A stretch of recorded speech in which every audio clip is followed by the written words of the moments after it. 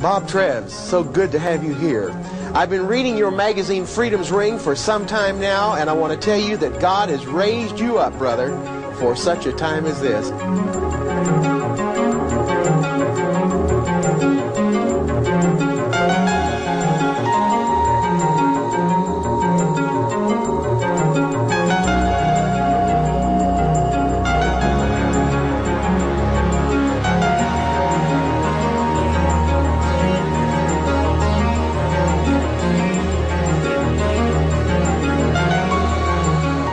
I know you have a lot to tell us, and before we get into it, let's ask God's Holy Spirit to be with us, because I want to tell you, from what I have already heard, you have a tremendous wealth of knowledge to share with us. So let's ask God's Holy Spirit to be with us right now. Will you kneel with me? Dear Heavenly Father, I pray that you will be with my brother Bob Trefz. Dear Father, I thank you for raising him up for such a critical time as this in the Seventh Adventist Church. Touch his lips with a hot coal from thine altar now, dear Father, as he brings to us the revelations that he has found happening not only in the world but in the church, and how it leads to end-time prophecy. To thy name's honor and glory, we dedicate this video in the holy and blessed name of Jesus and for his sake. Amen. Amen.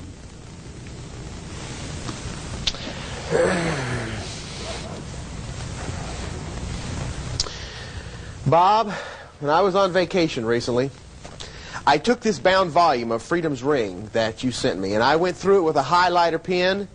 And I want to tell you, brother, it's been a long time since I have seen any document that has shaken me like this material that you have put together. The Lord has given you a knowledge and a insight into what is happening within our church. And what we want to do on this video is just to let you talk and to reveal to God's people the things that you have uncovered and put it on video for God's historic Adventist people to realize where we are in this church and in this earth's history. Before we get into this, though, I would like to know, and I think the Adventist people watching this video would like to know also, what your history has been. I've got to be perfectly honest with you. A year ago, I'd never heard of Bob Trefz. I didn't know who you were, and suddenly I see this Freedom's Ring everywhere and all this wonderful material and people talking about the material that you have brought out. Give us a little bit of your history. Have you been a Seventh Adventist all your life? Have you been through our educational system? How did Freedom's Ring come into existence? Give us an update. How did you get where you are now, Bob?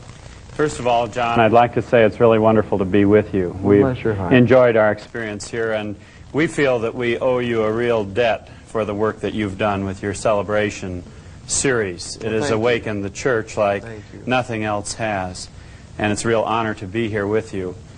I'm a third-generation Adventist, John, and I grew up loving the Lord, had godly parents. I spent a lot of time hiking out in nature as a boy and teenager, and I still do.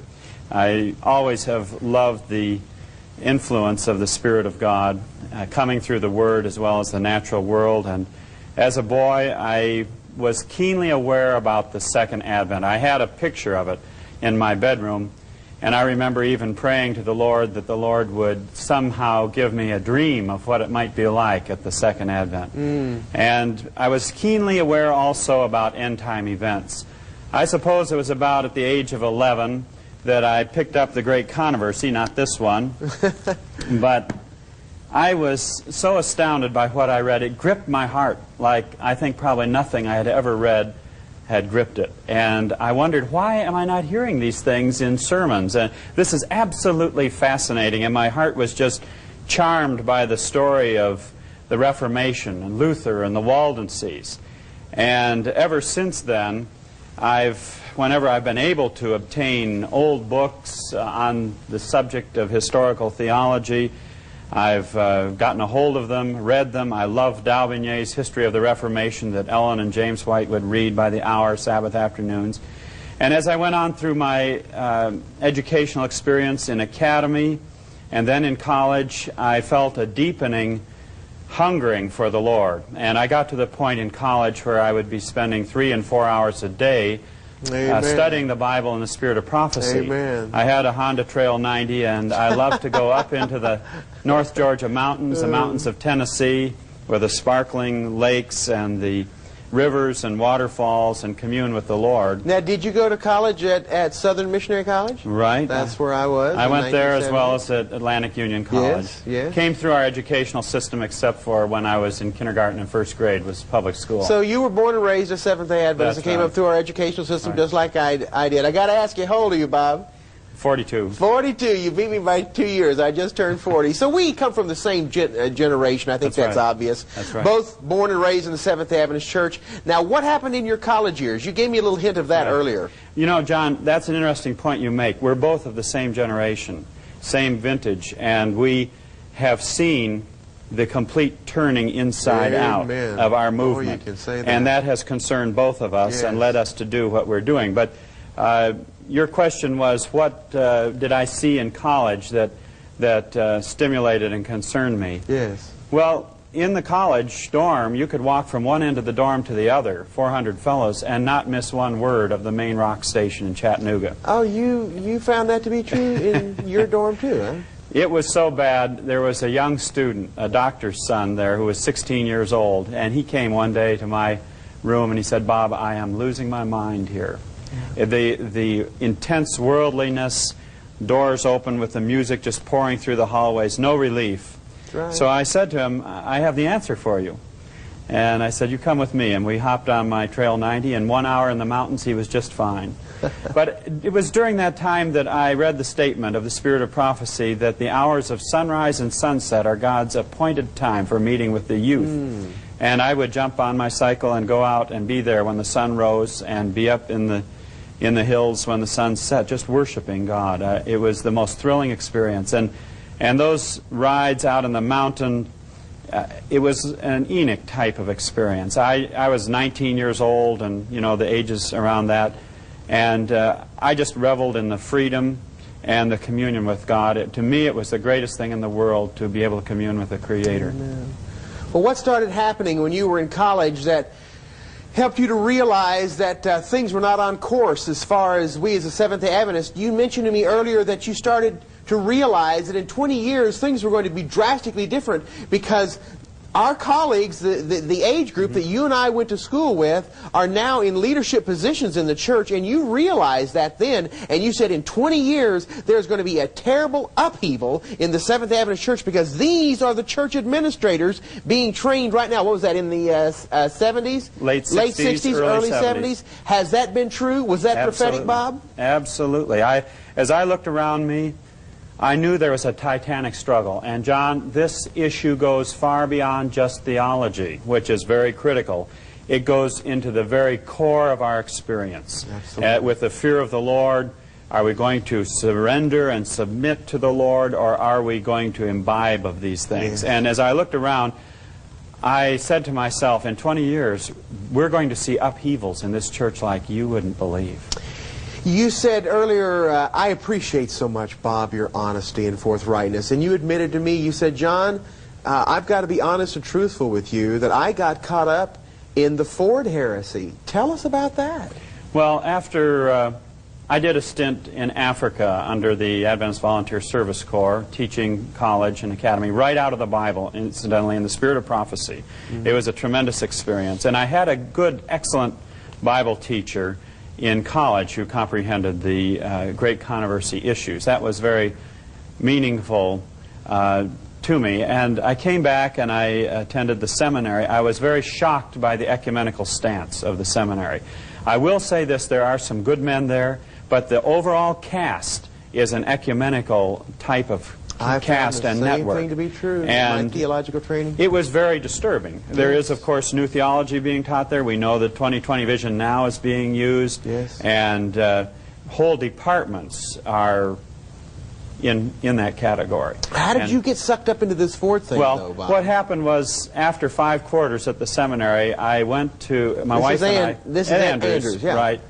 I knew I had to answer some of these questions. Even after having studied the Spirit of Prophecy in the Bible for hours, every day for years, it was so disturbing to me, the things that I encountered, that I knew I needed time to answer these questions for myself. Was it the situation with the heavenly sanctuary, the things they were twisting concerning that? That's what I found when I was at Southern Missionary College. It was, with me, it was it didn't jibe with the book Great Controversy. It didn't jibe with the three angels' messages. You know, what didn't jibe? What they were saying? The whole cast of the approach at the seminary bothered me. The approach toward Rome was very significant. Yeah. Here, I cut my teeth on Great Controversy. Great Controversy. Amen. And it didn't square up. It didn't square up with what I had taught.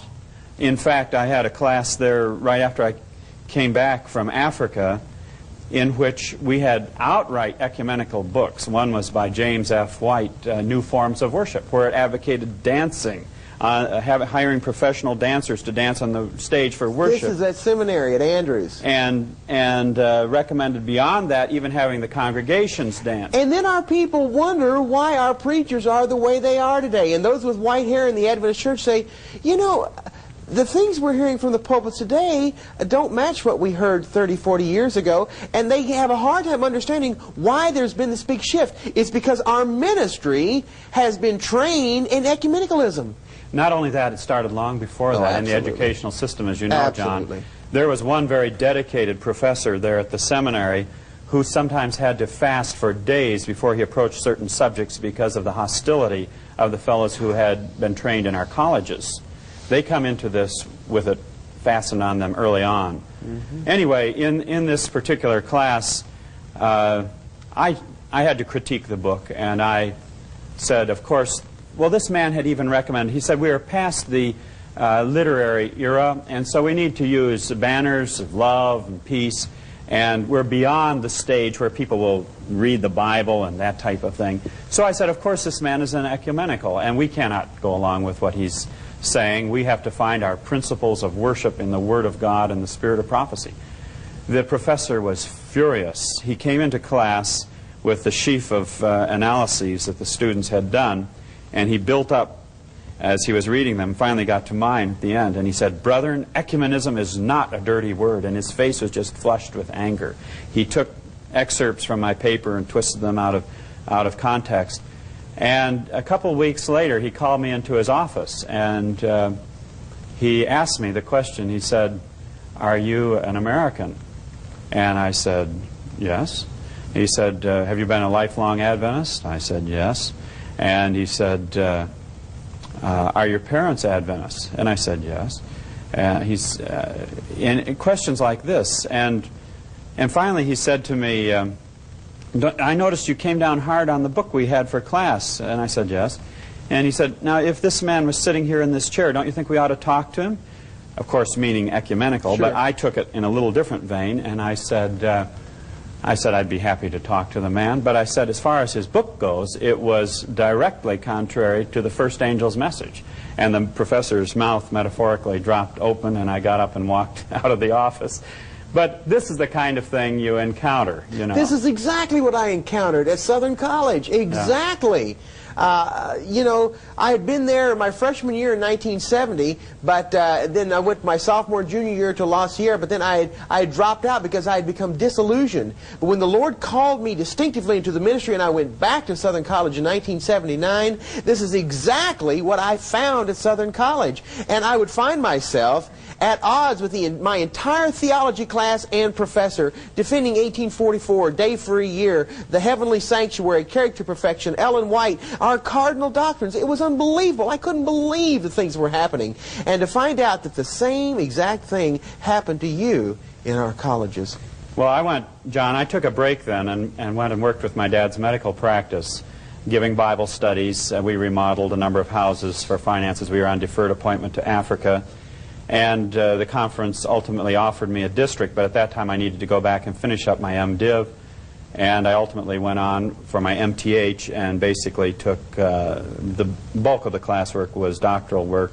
And about the time I began my thesis for the MTH, I went back in the field, and I've been so busy ever since.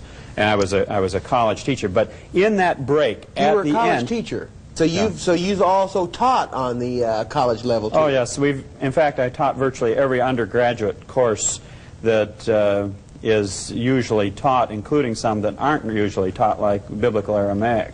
How did you get to the mindset where you are today? How did you get in the groove of historic Adventism and come out of all of this stuff? That's what people ask me. John, how did you go through our educational system and get to where you are today? And I want to ask you that question now.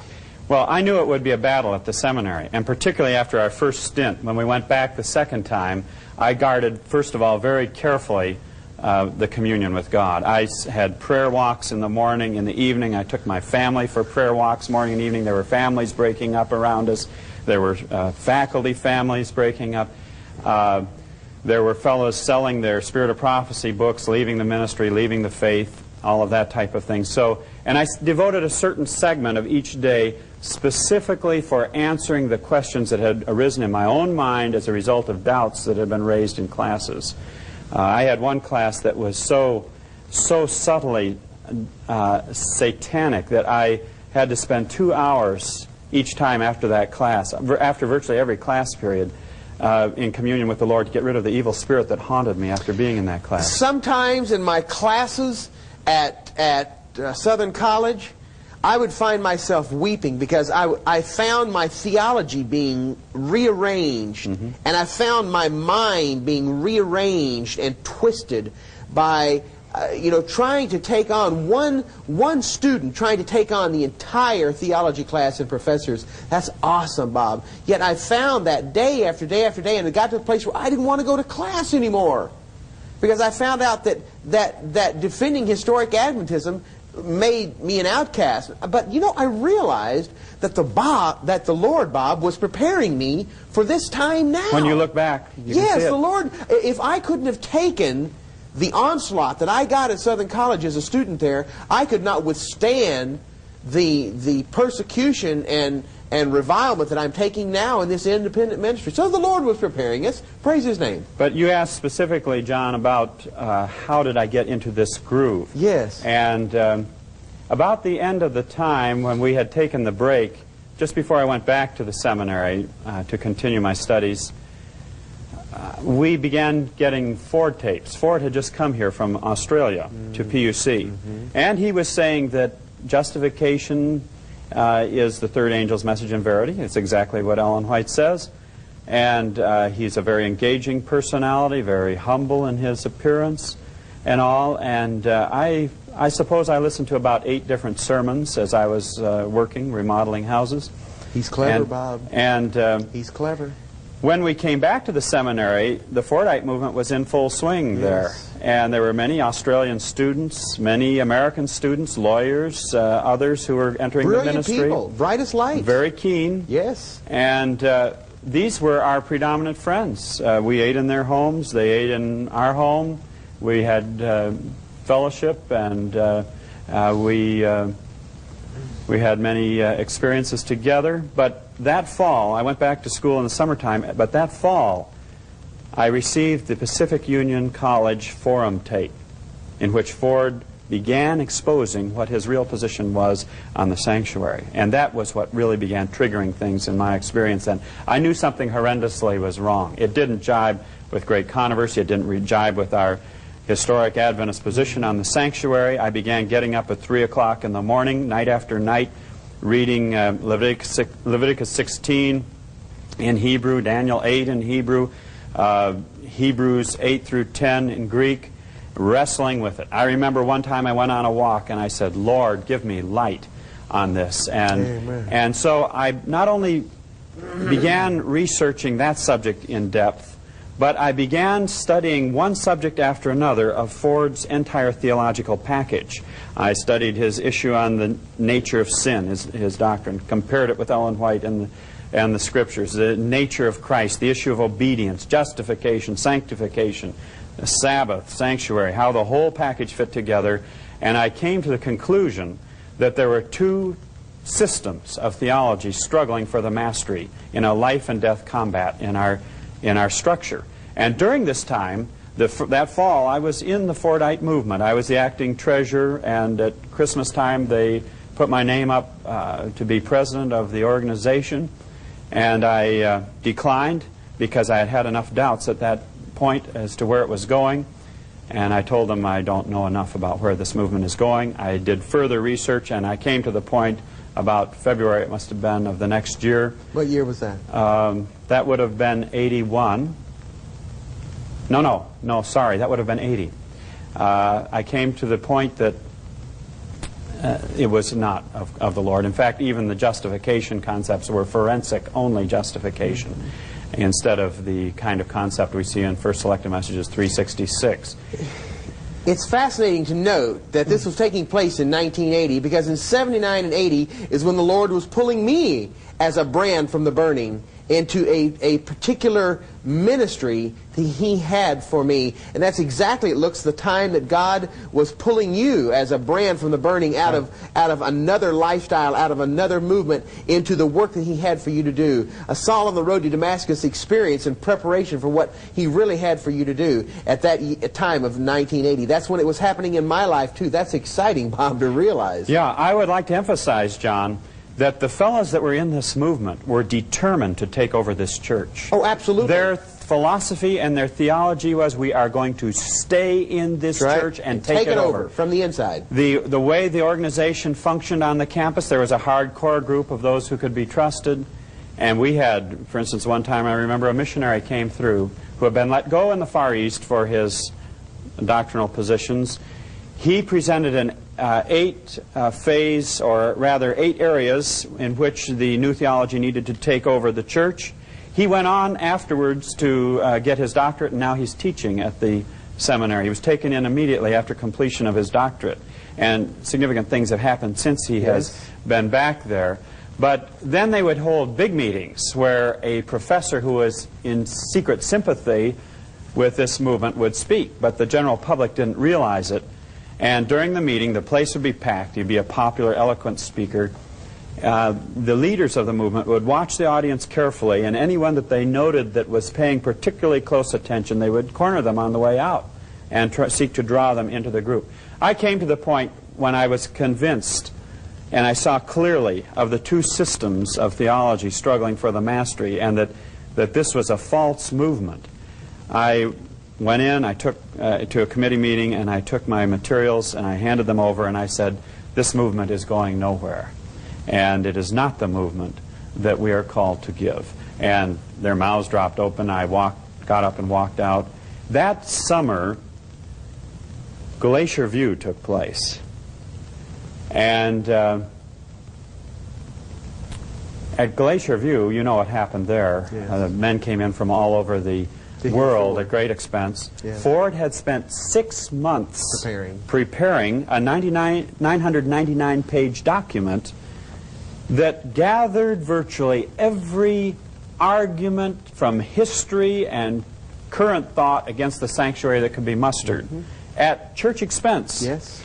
And at that point in 1981, his sanctuary position was condemned. I might say that Ford got his doctorate at the University of Manchester. His major professor was F.F. Bruce, who was a Plymouth Brethren, once saved, always saved individual. Yes. And the Antiochus Epiphanes was seen as the Antichrist, right. in that dissertation. We studied Bruce when I was in college too. I remember one theology class that I had where they were just bringing in all of these theologians, and I raised such a stink. I said, why are we going to these men? Why are we learning from these men? And exactly the same situation happened with you, happened with me, where the professor's face flushed red, and he just became indignant that one of the theology students would question what he was doing in the books that he was using. Yeah, it's amazing. And go ahead, John. Okay, Bob, I've just got 2 questions. How did you start publishing Freedom's Ring, and what are all these books? I mean, they haven't even seen these on videos, but folks, over here on 2 tables are books. I mean, books and books and books. And I want to know what you have found in your research. We can take a little bit more time to cap off your history and to bring you into the arena of where you're publishing Freedom's Ring now. But I want to show these books and the material and how it relates to us as Seventh-day Adventists today. So bring us up to speed now to where you are in publishing Freedom's Ring, how you got to this place. While I was teaching college, I've always loved religious liberty. One of my ancestors was William Penn. We had Huguenot ancestors. It's in my blood. And ever since college days, I have been interested in religious liberty, and so I began studying it. I began realizing that I had to give an answer myself at the end of time, personally, and give an account for where I stood on these issues. And I knew I couldn't leave that research up to anyone else. I began buying constitutional law books. I began speaking and writing on the subject, and various ones began encouraging me strongly to start up a paper. Actually, I'd wanted to do that for years, and finally we launched Freedom's Ring, and I do research, writing, editing. Now I love it. It's tremendous. Well, I tell you, I was sure edified by this bound volume of Freedom's Ring that you sent me before I went on vacation. Was able to spend some time just going through it page by page. I want to find out what is the first inclination that you had of us heading toward Catholicism. Was it in college? When did you come to realize that a major move was underway to get the Adventist Church into the ecumenical movement and embracing Catholicism? Because that is basically what you have covered in page after page after page here, and it's in such depth that I'm wondering, how long have you been aware of this? How long have you been working on this? How long has it been since God has been revealing this to your mind? Because many laymen today, and myself included, realize that this is happening. When did you start getting wind of this? First of all, John, I want to give all the glory to God, because there are times when God has led me in a bookstore to a certain page as I've opened the book, and I have said to myself, I've got to buy this book just for that one sentence. Yeah. Well, the question is, how did I begin to become aware of Catholicism? I'd like to show you a book here, John. Show us these books that you've got, Bob. We're gonna have to bring a camera over here a little bit and show these viewers the close-up of this. But this is a tremendous amount. I mean, you've got hundreds of dollars right here just in books. This is just a fraction. This is just and when you came to speak here at Rolling Hills last Sabbath, it was so funny. You brought one big case of books in, then somebody was following. I think it was your son with another big case of books, and then another big case of books. And I said, I thought I carried around a lot of books. This is phenomenal material. Let's just start in, and you start showing us book by book, page by page, the things that you have found. Well, John, just as we were starting to launch Freedom's Ring, I walked into a bookstore, and there was this book, The Keys of This Blood, The Struggle for World Dominion between Malachi Martin, John Paul II, Mikhail Gorbachev, and the capitalist West. And I instantly knew that was a significant book. In fact, the first issue of Freedom's Ring dealt with just a quick synopsis of this book. And I immediately recognized that this was completely the flip side of the coin of great controversy, what Ellen White says in the chapter, Liberty of Conscience Threatened. Actually, I should back up just a little bit here, John. We had started a study group in which we were studying the celebration issue. Mm-hmm. And we had been studying out of modern revivals and the great controversy, showing that this Pentecostalism was the foretold false revival that is seeking to blunt the true. And John, really, what I see happening right now in the church is a titanic spiritual struggle of the Lord trying to bring about the revival of primitive godliness. Amen. And certain agencies under the influence of Christ's adversary doing everything possible to block it. But the connection with the papacy came much more clearly. I noticed that Malachi Martin tells of how the papacy was involved in bringing down the Iron Curtain, in the swift developments that took place in Eastern Europe with the demise of communism there. I had also been speaking, John, about Penny Lerneau's book, The People of God, The Struggle for World Catholicism. And in this book, Penny Lerneau, who is a liberal Catholic writer and worker in South America and Inter-America, tells of how John Paul II is wanting to take the entire world back to the way it was before the Protestant Reformation. It's a movement called Reconstructionism, and it is a movement that involves integralism, which means integrating all of life under the domination of the papacy. And so I was aware of some of these developments that were taking place. In Malachi Martin's book, he discusses in a chapter there the picture of John Paul II contemplating the world scene and categorizing each ideological entity that he is having to overcome in his drive for global domination over every individual, over every nation, over every religion, over everything in the world. And in one compartment, in one room, he classifies the minimalists, and Seventh-day Adventism appears right there. It's right in the book. And the position of John Paul II, according to Malachi Martin, as he surveys the Seventh-day Adventists and people in that category, the minimalists are people who don't believe that they will ever have a majority of the human population on their side. He says that the Seventh-day Adventists, the minimalists, are going to have to fit into the New World Order or become extinct. And so... Or become extinct. Does that remind you of Revelation 13 about us being killed? Absolutely. Verse 15, yeah. I believe it is, that they shall be killed, that if we do not go along with what they want, we will become extinct. Right.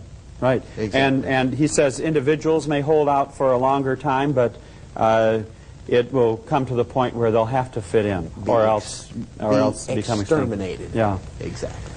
And so we dealt in the second issue of Freedom's Ring with the John Paul's confident assessment of the minimalists and Seventh-day Adventists in particular, that they will be absorbed into the full faith of the Roman Catholic Church ultimately.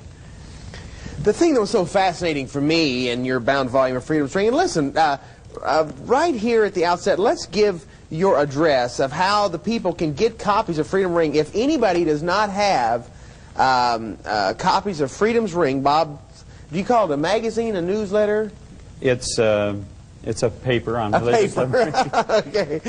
If you're not getting Bob's paper entitled Freedom's Ring, you need to be on his mailing list. Give us the address right now. We'll put it up on the screen. Right Bob. now the paper runs about 18 pages, and the address is Box 200, Hermosa, H-E-R-M-O-S-A, Hermosa, South Dakota, 57744. Now, do you have a subscription price? How does this work? Well, we figured that we need to get about $3 per issue to function. Well, sure. And that's what we ask for as a contribution, as a gift.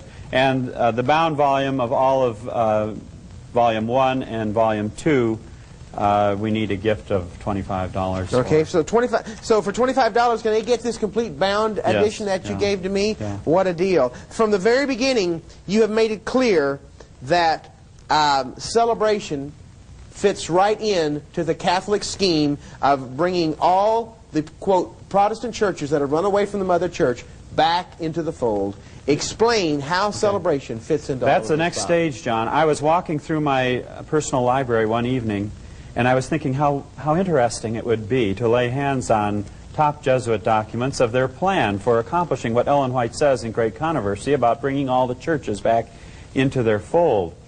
And I thought, lacking that, I can deal at least with public material, and I had a copy of the Vatican II documents.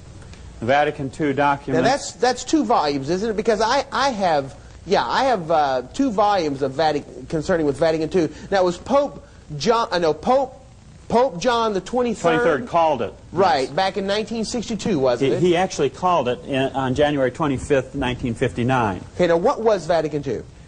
Okay, John, if I could give a little historical background of celebration, I'd like to. Would that be all right? Absolutely. First of all, just my encountering the documents of Vatican II, the first section of the documents of Vatican II is the Constitution on the Sacred Liturgy. And explain that word. Liturgy. There are some people that don't know what the worship service format. The worship service. Liturgy. It means the worship service. Format. And that's, of course, what has been agitating our church. That's what celebration is. Right. Now, the Sacred Council, it says here, has set out to impart ever-increasing vigor to the Christian life of the faithful, to adapt more closely to the needs of our age those institutions which are subject to change, to foster whatever can promote union among all who believe in Christ, to strengthen whatever can help to call all mankind into the church's fold. Accordingly, it sees particularly cogent reasons for undertaking the reform and promotion of the liturgy.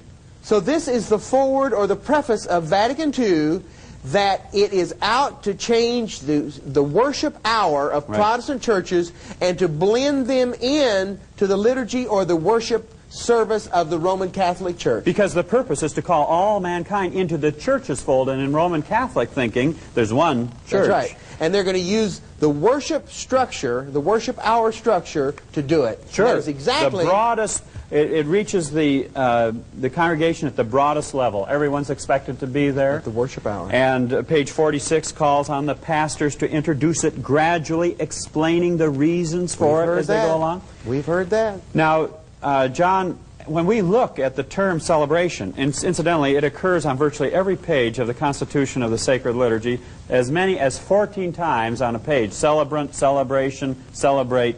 It's all through Vatican II. Celebration is the Catholic term for its services. Marriages, funerals, the Eucharist, Mass, they're all celebrations. In fact, even the Council of Trent was called a celebration. And in here we have the bull for the celebration of the Council of Trent.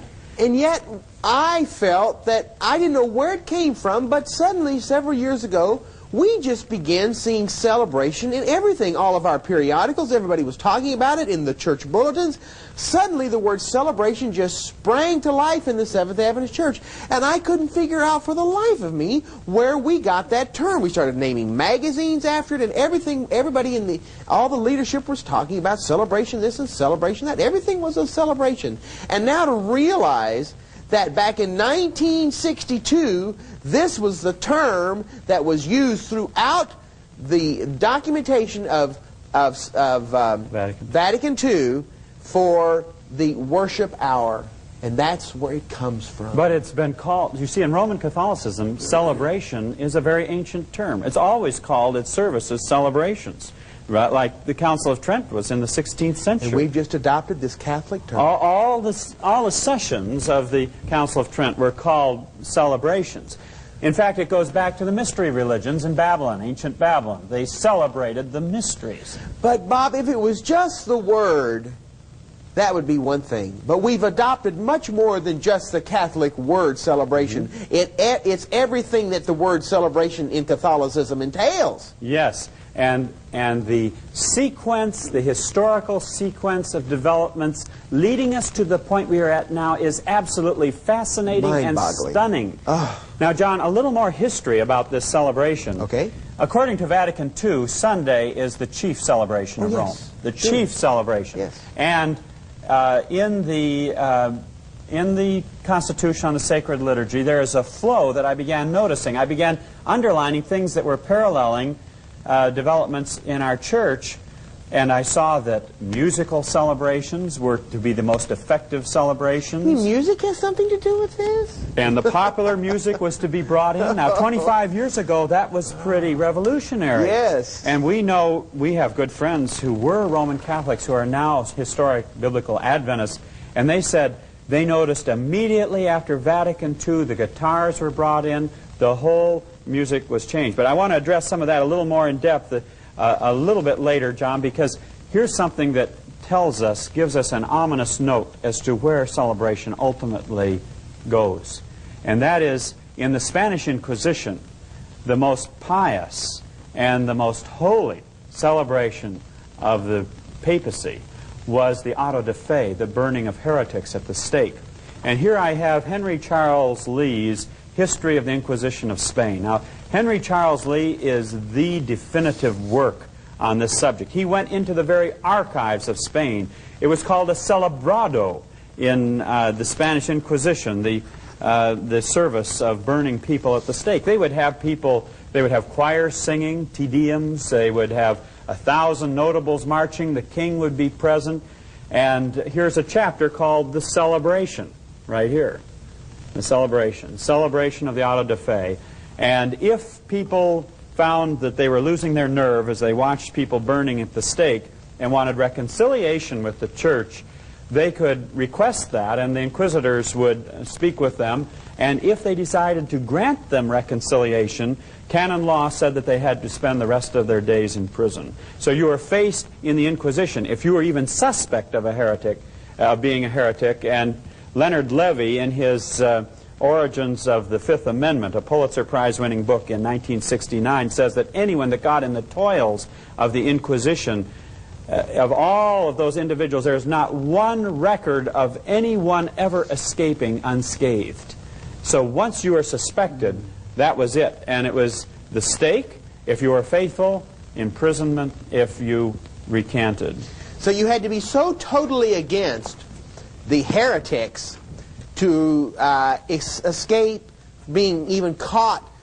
It's kind of like, reminds me of the French Revolution, to where anybody that was even suspect of being a sympathizer was taken to the guillotine. That's right, John. And Henry Charles Lee also has definitive work on the Inquisition of the Middle Ages. And he tells in this book, this is just a paperback section of it. The 3-volume set is about, yay wide. But he tells of how the inquisitors would come into an area, they would call all the population out, and everyone was to tell everything they knew about any heretics. There was only one area that escaped from this, and that was because the people covenanted not to tell on each other. And the inquisitors couldn't do anything. It was still in the early stages of the Inquisition. They had ways of dealing with that later on. But betrayal of others was the proof of conversion, you see. And what happened was the Inquisition was designed to instill terror in the population, utter fear, so that the people would subject themselves, tell everything they knew. They had records of everything across the Europe, and any heretic, their genealogy was examined, and they kept records for generations. But Bob, that was hundreds of years ago. That doesn't have anything to do with the Adventist Church and what we're going through today, does it? Well, what does Great Controversy tell us in the chapter, Liberty of Conscience Threatened? I'm being facetious, obviously. I know, John. That's exactly what it's coming back. It's coming back. It's coming back, and the Pope is absolutely clear that this is where he's wanting to take us to. You see, the Inquisition was the effort to impose uniformity and unity in the church. And in the name of unity, they burned people, imprisoned them, cut their tongues out, tortured them, whatever. So what we see of persecution of historic Adventists today in the Seventh Adventist Church is minuscule in comparison to what we are going to see in the coming months and years. This is just the beginning. This didn't start out, the Inquisition didn't start out doing this horrendous crimes against mankind. It started out subtly, just as the persecution is starting out now in the Seventh Adventist Church subtly. But I want to tell our historic Adventist people that we haven't seen anything. This is child's play in the comparison to what God's people are going to have to go through from their very own fellow Seventh Adventists before this thing is all said and done. Bob, how have we played into Rome's hands? How have we done their bidding? How has our leadership come to the place where we are following the history of the Inquisition? Okay, John, I'd like to look at a sequence of developments here with you on this very subject historically. Just look at the facts, and that's what my concern is, to look at the facts. In the 1950s, we as Biblical Adventists know that there is tremendous ferment in our church over the evangelical conferences. 1956, 1957, questions on doctrine. Mm-hmm. And then in 1958, it's very interesting that G.C. Berkouwer, a prominent Dutch Reformed theologian, put out a book, Recent Developments in Roman Catholic Thought, where he examined what was going on in the thinking of Roman Catholicism, and he warned the world that if they could not take a position of we know based on the Word, they would lapse back into the ex cathedra decisions of Rome. The very next year, 1959, Pope John the 23rd, January 25, announces his intention to call an ecumenical council. 1962 to 65, you have the Vatican Council meeting, which would forever change the face of the religious world. And this, of course, calls for revitalized celebration services to attract the world back into the fold of Rome.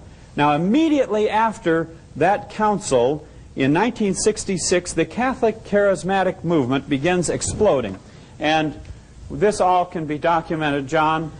We have this book, The Pentecostal Movement by Edward D. O'Connor, the definitive study of a dynamic spiritual rebirth from the standpoint of Catholic theology and its significance in Catholic life. So and it's thought Catholics today. looking at Pentecostalism. I'd like to see that. Well, John, there's a lot more. There's a lot of material that can be produced on this subject. Catholics looking into Pentecostalism and us understanding today how Pentecostalism fits in with the Catholic strategy to unify all the churches and how they plan on using this speaking in tongues and the charismatic movement and how it ties in with love and unity. Have we been hearing about love and unity in the Seventh Adventist Church?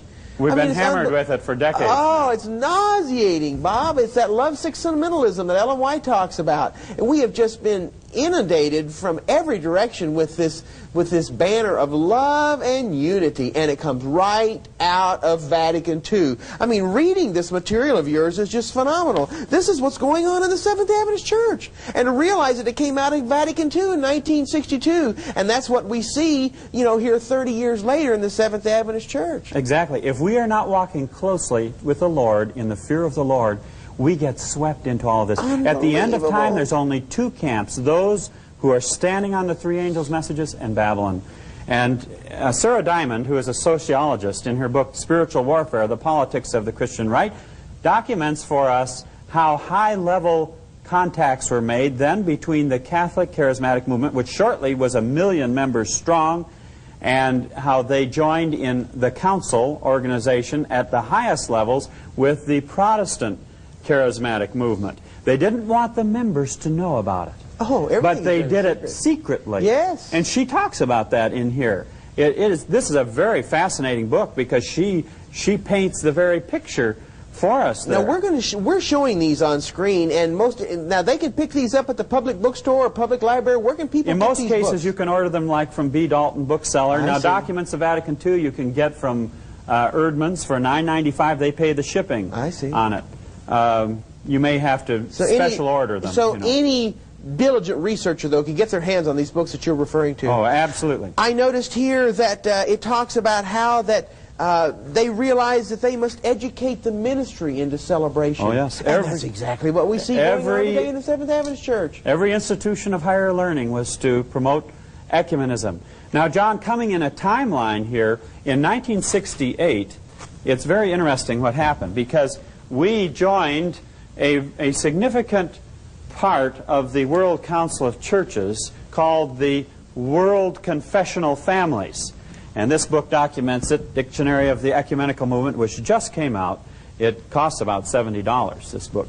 But at any rate, we joined it in 1968, the World Confessional Families. The World Confessional Families, which is now... Does that have anything to do with the World Council of Churches? Yeah, absolutely. It's a very significant, because it is so significant that the top Jesuits, when they go to write a book based on statements or decisions made by the World Council of Churches, they consult heavily with the World Council of Churches. And I'll tell you why. 1968, we joined this. Now it's called Christian World Communions. And at the same time, in the same year, the Vatican Secretariat for Promoting Christian Unity joined. But our people are told whenever they ask B.B. Beach or any of these men at the General Conference if we have anything to do with the World Council of Churches, they categorically deny that we have joined the World Council of Churches or the National Council of Churches, and that we have nothing to do with that. We're just an advisory type situation, but we're not members, and they just try to tell our people that this is just these independent ministries stirring up a tempest in a teapot, and it's not true. But now you're saying that we're a member of what? On a technicality, John, we are not a technical member, but we belong to the World Confessional Families, which the Roman Catholic Church belongs to. And the Roman Catholic Church is swinging a tremendous influence in the World Council of Churches, having joint working groups, etc. And not only that, but we have been sitting on the Faith and Order Commission. Now, this is a book on Faith and Order, 1985, 1989, which is the most important commission in the World Council of Churches. This is a report on their meeting in 1989. And right in the back here, you can read who our representative is on it. Dr. Raul Dedern, Seventh-day Adventist Church, SDA Theological Seminary. And he's been sitting on this. We have had a representative on faith and order. One of our major professors teaching our theologians, training our pastors, and then we wonder why we hear what we hear from the Adventist pulpits today. One reason, John, our ministry worldwide could not cope with the Fordite issue was because they were already several steps down the new theology from their training. For decades now, new theology positions on the nature of sin and the nature of Christ have been taught at the seminary, and that's why the rank-and-file minister couldn't come to grips with it, because he was already several steps down that road. You say here that the pattern was set, celebrate, then annihilate. Now, what do you mean by that? Well, that's just what we were talking about, because the union of the churches, according to great controversy, is the last step before persecution. And persecution at the end of time ultimately winds up in the universal death decree against the faithful. Bob, can we give encouragement to our historic Adventists that the fact that the celebration movement from Catholicism has now come in full force into the Seventh-day Adventist Church, that the next step is major persecution and the time of trouble, that this is just the precursor of what we're going into as far as the time of trouble, the beginning of the time of trouble? John, this is not my position only. Talking to other prominent, faithful, eminent leaders of our church who are biblical Adventists, they concur with this, John, that we are now in the early stages of something that is going to develop and deepen and become worldwide, global.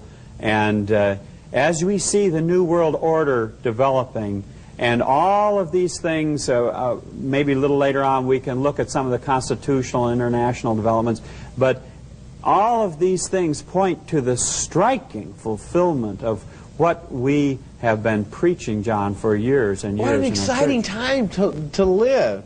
What does celebration have to do with the three angels' message? Well, celebration for the Roman Catholic movement and for the World Council of Churches is their code term for liturgical change and liturgical matters, just like Rome's code term for labor unions is what? Solidarity. Oh, yes. You see? That's here in America as well as over in Poland. Sure.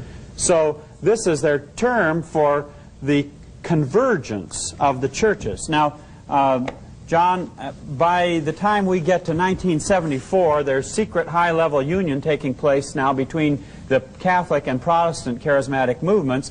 1977, of course, the World Confessional Families are meeting in Rome, and our representative at those meetings, B.B. Beach, gives the gold medal to the Pope on May 18 of 1977. In 1981, Father Braun, Roman Catholic, gives the keynote address at the Full Gospel Businessmen's Fellowship World Convention. The Vatican Charismatic Movement monthly publication in the 1980s, New Covenant, mirrors the Protestant Pentecostal paper Charisma. So you have now convergence taking place.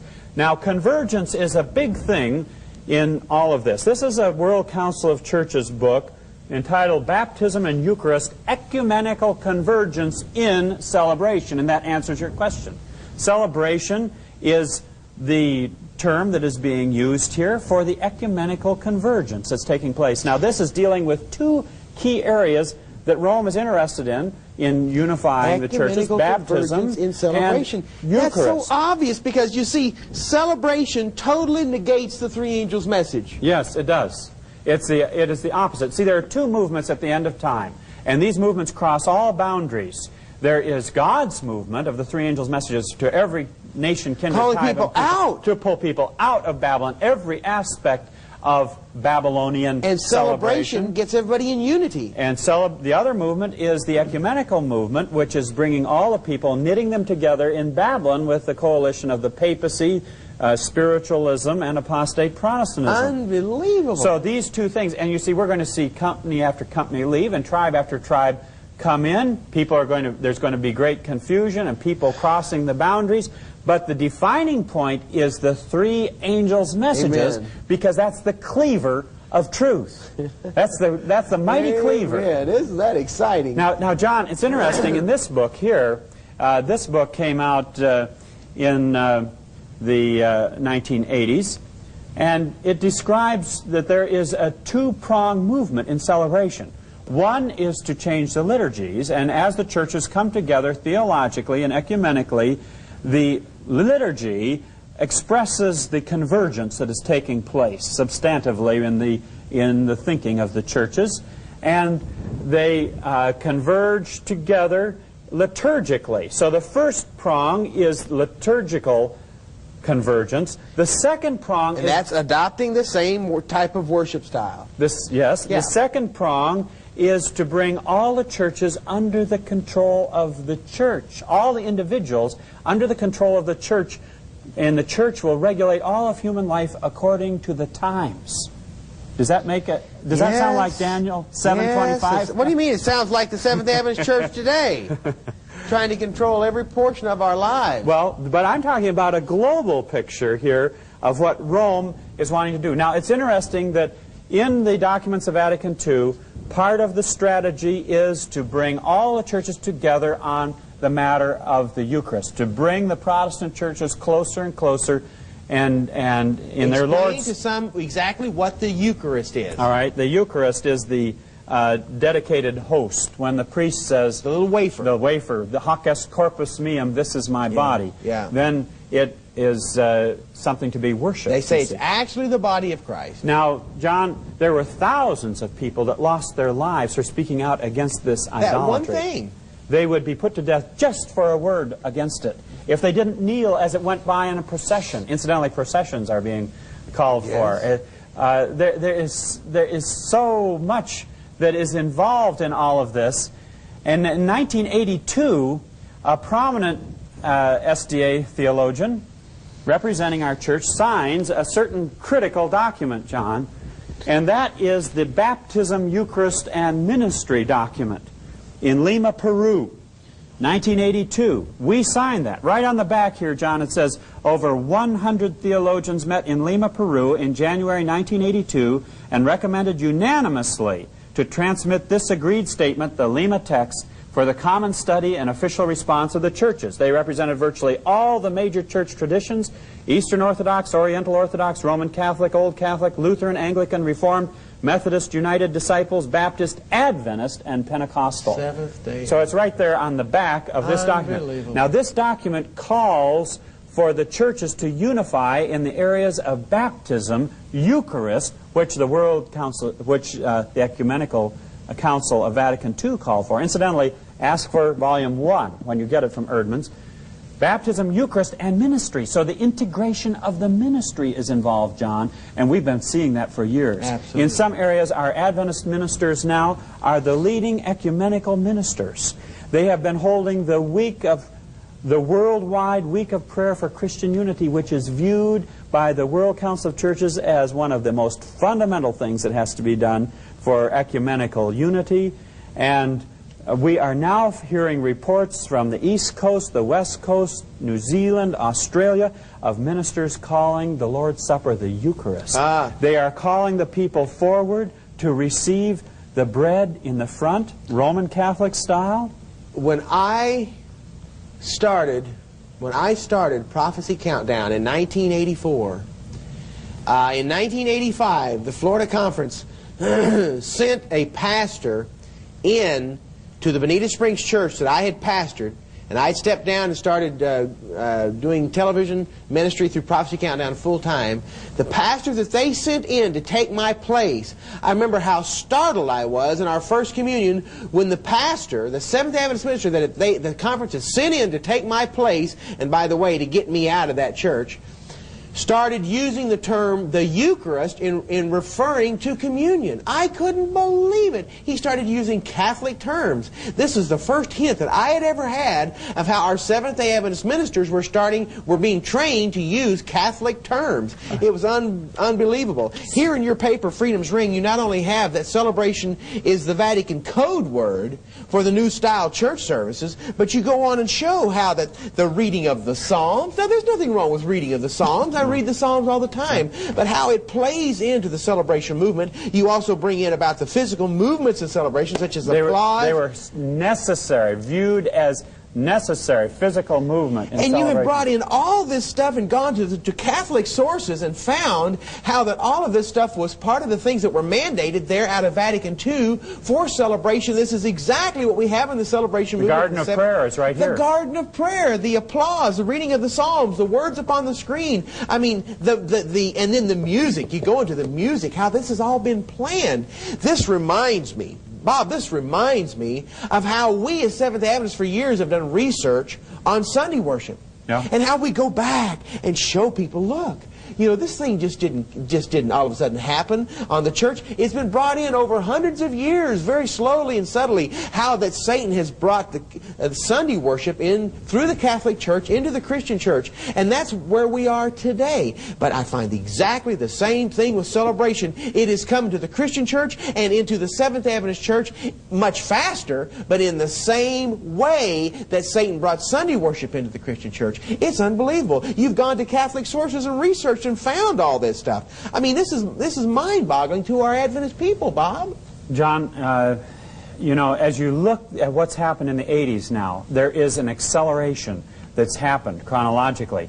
By the mid-1980s, there is a steady stream of literature pouring into the hands of charismatics around the world calling for unity, and the Jesuit Cardinal Augustine B. reports favorably on Pentecostalism's fresh infusion of energy into the Vatican effort to achieve unity. John, here we have Confessions in Dialogue. This is a survey of bilateral conversations among world confessional families. We belong to this organization and in the World Council of Churches, as well as Roman Catholicism. Now, in this book, it's very significant and very interesting that in 1972, meetings were held between the Pentecostal Church and the Roman Catholic Church. The dialogue was between the Vatican Secretariat for Promoting Christian Unity and actually had its beginnings in 1969 and 1970. Now, the Vatican joined the World Confessional Families in '68, the same year that we did. '69, they're talking with the Pentecostals. Are you saying or hinting that there is some type of union that has taken place between the Catholic Church and the Pentecostal Church to use the Pentecostal tongue-speaking charismatic movement, tying it in with Catholicism to bring a one-world church and a unity among all churches? Let me tell you exactly what they say. The concluding sentence of the account of the 1973 meeting illustrates the amazing change in mutual attitudes that has occurred within the last few decades. Quote, the participants in the dialogue, now this is between Rome and the Pentecostals, right, have become increasingly aware of the growing extent and dimension of the Pentecostal churches and the charismatic renewal, and realize that these movements could have profound repercussions on the renewal of the churches and progress towards Christian unity. You know, it only makes sense that Catholicism and Pentecostalism join hands because they are being both led, have been led from the outset by the same person. Same spirit. Same spirit is leading both. Yes. Spiritualism is very deep in the Roman Catholic Church. Spiritualism and Catholicism, and those two unions coming together. Isn't that exactly what our prophet said would happen? Exactly. And so here we have from their own lips in the early 70s, late 60s, their plans of working together for the unification of the churches. So the Pentecostal charismatic renewal is the vehicle which Rome is using to bring all the churches back into her fold. That's why we have the Pentecostal dimensions to the celebration movement in our church. And how are they tying the Eucharist into all this with Pentecostalism? That's right. The Eucharist is seen as the basis for Christian unity. Okay, so that has to do with the Baptism, Eucharist, and Ministry document. Now, remember that the documents of Vatican II called for unity in the area of the Eucharist. Now the World Council of Churches takes this up, and they put out this document, the most significant document in the 55-year history of the Faith and Order Commission, and we ourselves, in our response to it, call it the most significant document, calling for unity in the area of the Eucharist. Now, right away, the Jesuits got on this, and Karl Rahner, who is probably the top Jesuit of this century, joined up with Heinrich Fries, a Roman Catholic ecumenical theologian, and put out this book in 1983, 1 year after this comes out. 1 year after that, they come out with their strategy for the unification of the churches. Explain what the role of the Jesuits is in the Seventh-day Adventist Church, Bob, to those who may not know.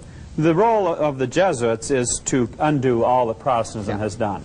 Ignatius Loyola came on the scene about the time. What is that? Explain exactly what what is it? Ignatius Loyola. Ignatius Loyola. Right. That's right. He is the head of the Jesuits, the founder of the Jesuits. In the very century that Luther was promoting the Reformation, the Counter-Reformation was spearheaded by the Jesuit order. Now, that will tie in, and I think we want to look at that just a little bit later, John. That will tie in with the mysticism that is being brought into our churches now, and the actual introduction of the spiritual exercises of the Jesuits. But I'd like to touch that a little later on in more depth. So you see, not only are we dealing with celebration, we're dealing with neurolinguistic programming. Right. So this is all going to tie in. This is exciting to see the research that you've done, Bob, and what it all ties in with the New Age too. But right now, let's keep on our track of looking at the chronology, John, of this is so significant. Now, I'd like to just hit a point here out of this book, which is most significant. In fact, I came across this book because I was walking through a bookstore and noticed this book promoting unity, Themes in Lutheran Catholic Dialogue. I just opened the book up, and I saw on page 58 here a discussion of Rayner and Fry's book here, Unity of the Churches. And here's their strategy, just the gross strategy, the overview. And you just happened to find this as you were walking through a bookstore? Oh, yes. I case the bookstores carefully. Just stumble upon this stuff. In contrast to this, the author writes, George Anderson and James Crumley, Rayner, that's the Jesuit, and Fry's attention focuses on the hierarchical, juridical, and institutional. So they are interested in bringing about the unification of the churches, utilizing the hierarchical patterns in the churches and the institutional dimension of it, and the juridical.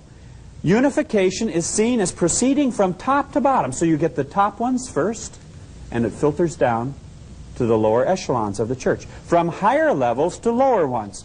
Perhaps the most vivid indication of this is when they argue that Protestants on the whole are just as passive in their church membership as Catholics, and therefore can be expected to follow their leaders into union with Rome. Now, after reading that statement, I knew I had to get Rayner's book. So I ordered it. And here is what Rayner says about this very subject. What he is discussing is his concern about how will the leaders of the churches have sufficient authority to bring their members back into union with Rome. He spends several pages on this because he is concerned that there might be the possibility of a backlash, that enough vital Protestantism may be residual in these churches that will rise up and oppose the reunion with Rome. You better believe there is. But he thinks he's got a solution here, and here's what he says. However, even if one recognizes a significant difference in parish life between Catholic and Protestant congregations with respect to ecclesiastical leadership, the average congregation in the Protestant churches, in fact, usually practices the kind of obedience to their church leaders that is customary in the Roman Catholic Church. I'd like to digress for just a second here, John, and talk about the way the Jesuit strategy functions. They like to infiltrate. Yes. They like to change the thinking, the philosophy, the attitudes, the ideology. They like to prepare and take plenty of time making their preparation.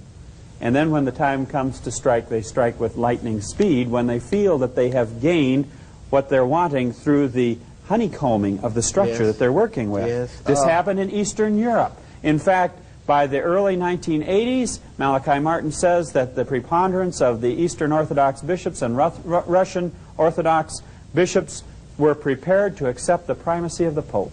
And when they knew their hour of infiltration had reached far enough, then they struck. Bang, bang, bang, bang, and all those nations fall at their feet. But now listen here to the rest of this paragraph. It is so significant. So what would they be interested in doing, John? They want to get the congregation so that they have the same attitude toward the leadership that the Roman Catholic congregation has to theirs. Hypnotism. Therefore, one should not overestimate the danger of a rebellion at the grassroots against their ecclesiastical leaders' decisions regarding unification. On the basis of their theological expertise and their religious conscience, the representatives of this ecclesiastical leadership can decide in favor of church unity and can also work with sufficient zeal among the church members to gain their understanding for this decision.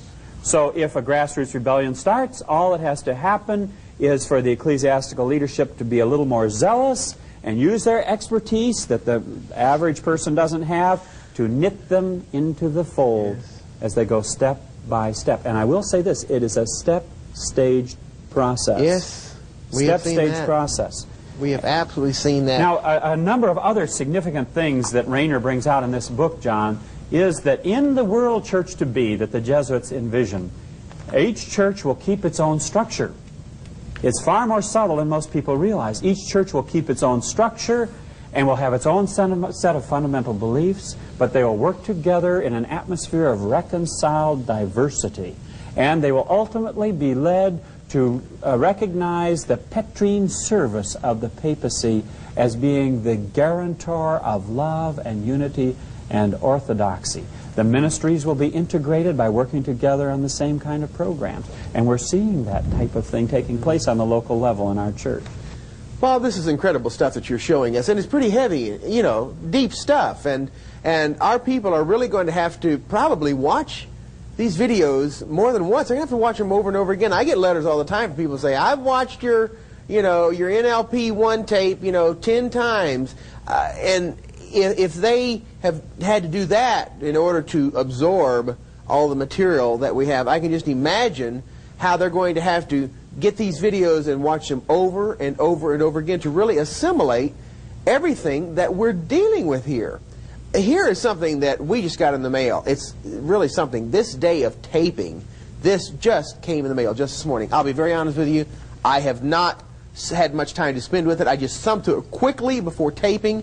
I'm going to show it to you for the first time. This is from Andrews University. It's their yearbook, their joker that shows the pictures of all their students. And I just want you, we're going to show it on screen to the viewers, and I just want you, with your knowledge and expertise in this field, to start going through this new picture book from Andrews University, our theological seminary here in the United States for our Seventh Adventist ministers and our Seventh Adventist College and University, and just give your definitions of thought in turning the pages after we have been hearing and studying about what we've been talking about so far, how that this has been Catholicism's plan to get all of these churches, especially the Seventh Adventist Church, back into back into the Catholic vice. And I want you to see what you think of this picture book, this joker, this yearbook. I guess it's called The Cast here at Andrews University. Tell us what you think of it. John, this is one of the most striking things that I've seen. I heard about this before I have heard about it, too. This is the first time I've seen it. Today is the first time I've seen it. And the whole artistry of the book is blatantly, not even, what is a better word than blatant? It is incredibly Roman Catholic.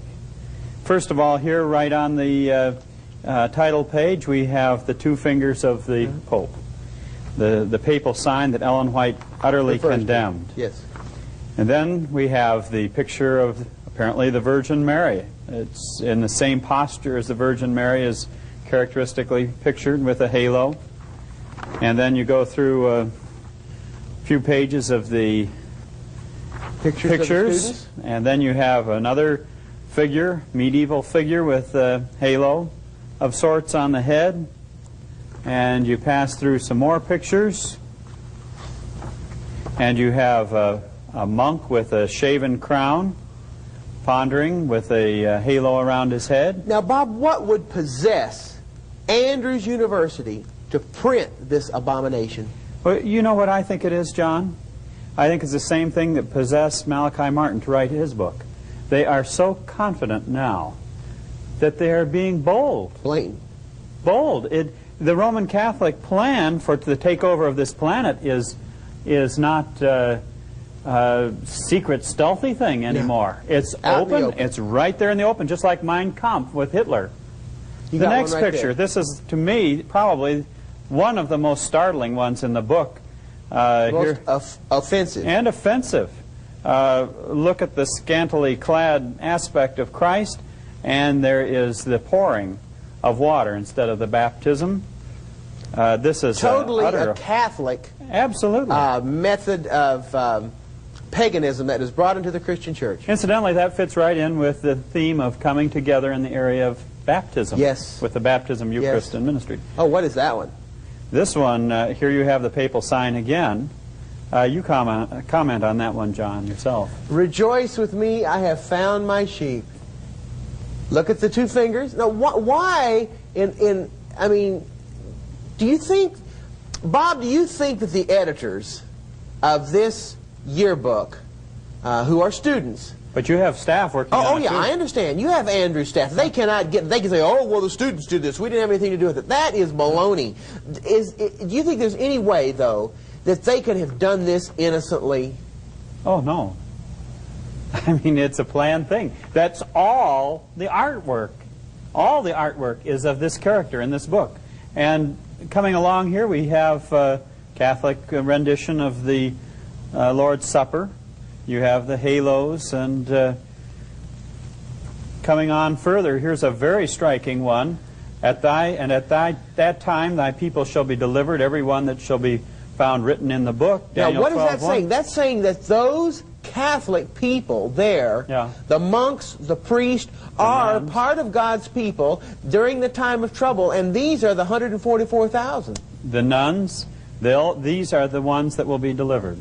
This is unbelievable. I mean, did you ever dream that our church, that our institutions, that people calling themselves Seventh-day Adventist would not only be looking at, but be promoting and printing and endorsing this type of thing in the periodicals of our institutions? And the significance of Andrews is enormous, because there you have the pastors in training, the administrators, the teachers from the entire world field.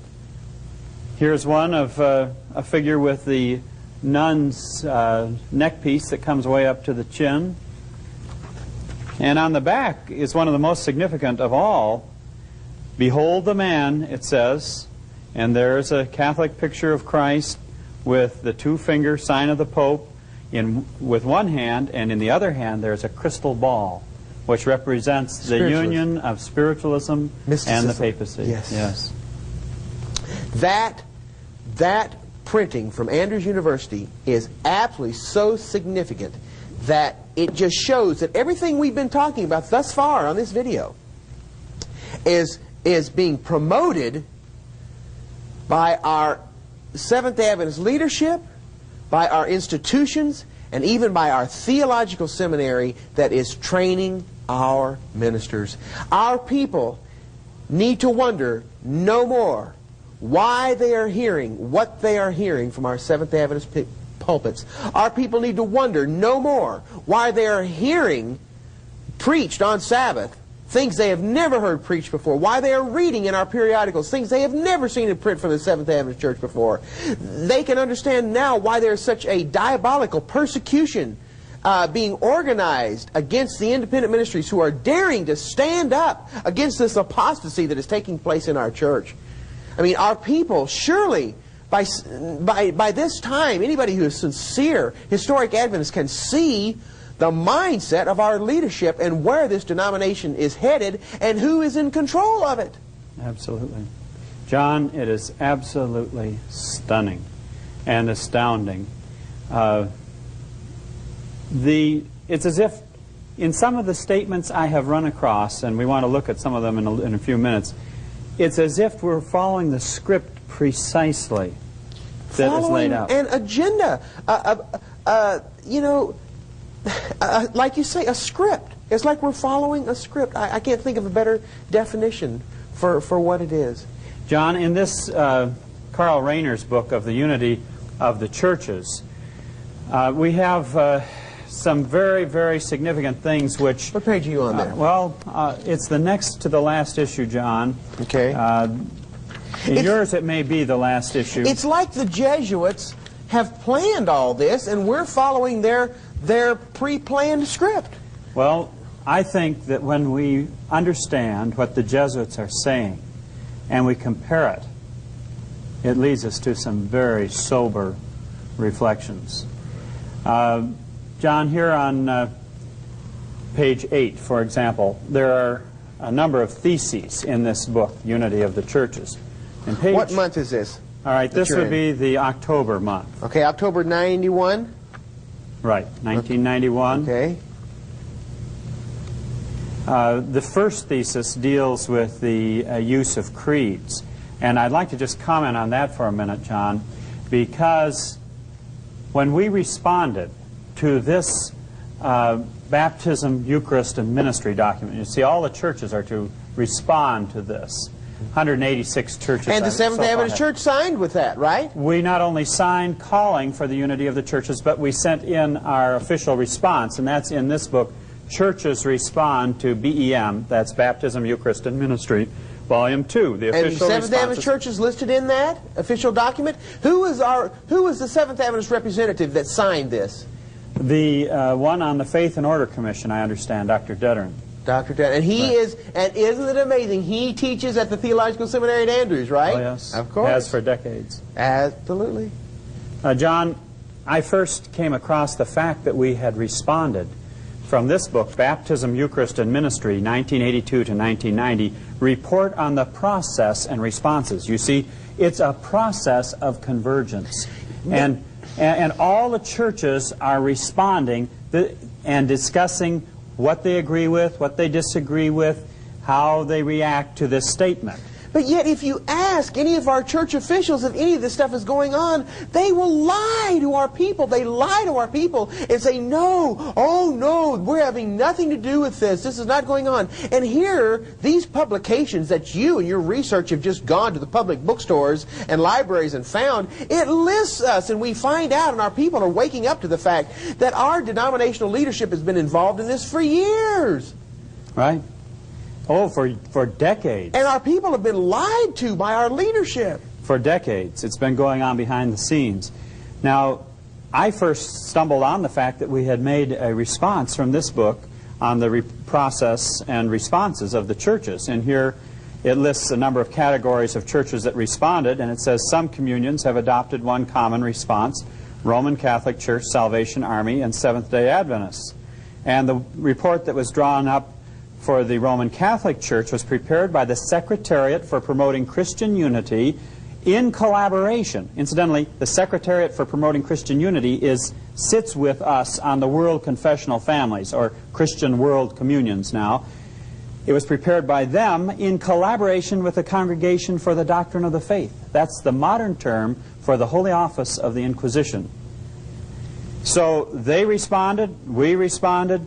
So I desperately wanted to get our response, to examine it and see just what we said, because the Unity of the Churches strategy by Karl Rahner rests upon the Baptism, Eucharist, and Ministry document, which in turn rests upon the documents of Vatican II. And in the very beginning of the Unity of the Churches book by Karl Rahner, it discusses how the book was produced in collaboration and in consultation with the World Confessional Families, which we are a part of, and the Roman Catholic Church is a part of, and the Faith and Order Commission, which we have a member sitting on, you see. You know, I'm just overwhelmed as I'm sitting here listening to you present all this information to us. The debt of gratitude, number one, that the historic Adventists owe to you for the research that you have done, but also our thanks be to God for putting Amen. this, for inspiring you to do this, for calling you into this, because God realized that our historic Adventist people had to have a valid researcher that collected all this data. And we have been involved in this ecumenical movement and this joining and clasping the hands of the Roman power and bringing Roman Catholicism right into the Seventh Adventist Church. And it's been going on for years. And how this whole celebration movement has been calculated and planned, and we are following a preset agenda.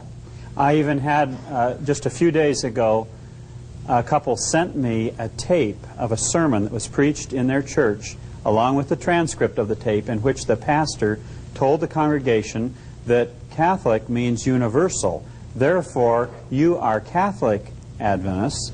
And he said, more specifically, you are a Roman Catholic. And I listened to it with my own ears on the tape. Now, this is a Seventh Adventist ministry? Yes, right from the pulpit, Sabbath morning. Here is the statement I'm referring to. This book on the strategy, based on the BEM document and the Vatican II, is a product of seasoned scholars building on the earlier work of the Second Vatican Council, the Faith and Order Commission of the World Council of Churches, dialogues and theological reflection in world confessional families like the Lutheran World Federation. So it's all tied together. You see, it's all interlocking. And in the first thesis, the creedal element becomes very dominant. And John, this is what is very clear. What do you mean by creedal? You mean what's taken from the creed of the Roman Catholic Church? Let me just read the thesis. It says, the fundamental truths of Christianity, as they are expressed in Holy Scripture, in the Apostles' Creed and that of Nicaea and Constantinople, are binding on all partner churches of the one church to be. You see, what the Jesuits want to do is bypass the 16th century Reformation, go back to the way things were before that, and it is very open that Rainer, very clear, that Rainer regards, and the Jesuits regard, the Protestant Reformation as a rebellion which took place, but now the churches are laying aside their rebellion. They have ecumenical consciousness. They're all coming back to the mother church. Come back home. Come back home. Telling all the Protestant churches to come back home. Let's have love and unity. Let's have love and unity and celebration together. Absolutely. That's it. That's the code word. So now, remember how the church went into apostasy. The arguments from the great controversy were that Ellen White records that were current when the apostasy was developing, was that with some concessions on their part, that's the idolaters, they proposed that Christians should make concessions that all might unite on the platform of belief in Christ. Yes. Constantine. Now, a very important part of this first thesis is, as they comment on it, Heinrich Fries comments on it in the book, the one church to be is a possibility only if it is a community of faith. Now, I ran into that over and over again at the seminary. In the scholarly writings of the Jesuits and the scholars, there is this emphasis on the community of faith. Only the community of faith can do theology. Only the community of faith is prior to the individual. The individual is assumed into the community of faith. What they do is they take the Protestant Reformation of the priesthood of all believers and turn it on its head. And the church takes emphasis over the individual. Now, I have a book over here, John, that I'd like to refer to. It's a book by a Jesuit from Notre Dame. Yes, here it is. What did he have to say?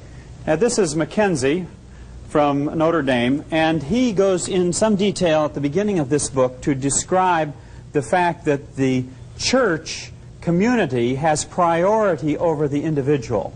And the church gives the word to the individual. Therefore, you see, if that is the case, then the church is above the word. Yes. The word comes out of the church. Therefore, the church has priority over the word. And if you don't accept the word of the church, then you are divisive. And you're in apostasy. You're in apostasy, and you're a heretic. That's exactly it. It seems like I've heard that someplace before. Yes, and you see, what is the Protestant concept? The Protestant concept is that the word has preeminence. Amen. And the church is to be in submission to the word. Yes. And the message of the word calls the church into being. That's how our movement got started. That's why we are Protestants. That's right. Because we won't accept the interpretation of the church of the Word. We are the priesthood of all believers who are able to stand on our own two spiritual feet. That's what Martin Luther said. That's what started this whole thing. John, I want to touch on something here before we move too far. And I have another book here I want you to see. You've got a lot of books, Bob. And, you know, we're just going to keep the tape rolling, brother. You just show us this material that you've got. This is a book by one of the most prominent Jesuits, John Courtney Murray, Society of Jesus. We hold these truths, Catholic Reflections on the American Proposition. Now, what this Jesuit does, and he is very intelligent and very keen. Do you know a Jesuit that is not? I mean, these guys are masters at what they do. What this book is, John, he attacks the foundations of the philosophy upon which our Constitution rests. And he attacks John Locke. Now, John Locke propounded the concept of the law of nature, upon which our concept of inalienable human rights, natural rights, rests. He attacks that, and he says that is selfish. And what we need is Roman Catholic natural law, in which he makes a sharp distinction between the law of nature of John Locke and Roman Catholic natural law. Now, Roman Catholic natural law. That's what Clarence Thomas. Exactly. All through the hearings for Clarence Thomas, that's what I kept hearing over and over and over again, was this natural law. What was he talking about? What's this natural law that Clarence Thomas was talking about? The one who developed it to its apex was Thomas Aquinas, the greatest systematic theologian that the Catholic Church has ever had, and it rests on Plato's Republic. And what it means, basically, John, is that this man is attacking the Protestant foundations. You see, in the Protestant thinking, the priority of conscience in direct submission to the Word and to Jesus Christ assumes precedent. And the concept of the priesthood of all believers was so powerful, and the experience of the Reformers was so strong, and in the Puritan movement, that government had to shape itself around that. Churches had to shape itself around it. Like Ellen White says, that the Pilgrim Fathers that came here founded a nation without a king and a church without a pope, because individual conscience was supreme. Now, if vital Protestantism is gone, and that supremacy of individual conscience in relationship to God is gone, natural law can move in, because in natural law, the individual submits to the order imposed by the church and the state. So this natural law that our new Supreme Court Justice Clarence Thomas believes in is Catholic-oriented. Absolutely. It is a Catholic law. And when he was talking about natural law, he was talking about a Roman Catholic principle. Well, they are studying this book at Catholic universities. This is Catholic thinking. This is the Catholic blueprint for undermining and destroying our Constitution. But why I point this out, John, is because this Jesuit attack upon the primacy of individual conscience is so broad and far-reaching, it's hitting every aspect of our society as well as our church. And what we're struggling with in our church right now is which concept is going to be supreme? Is the Word going to be supreme, and the individual conscience in submission to that Word, which is Protestantism, according to Ellen White's chapter on the protest at Spires? Conscience is above the church? Or will it be a situation where the church dominates the conscience, and the conscience has to submit to church structure and government structure? That's the struggle that's going on in the Seventh Adventist Church between the organized conferences and the independent ministries.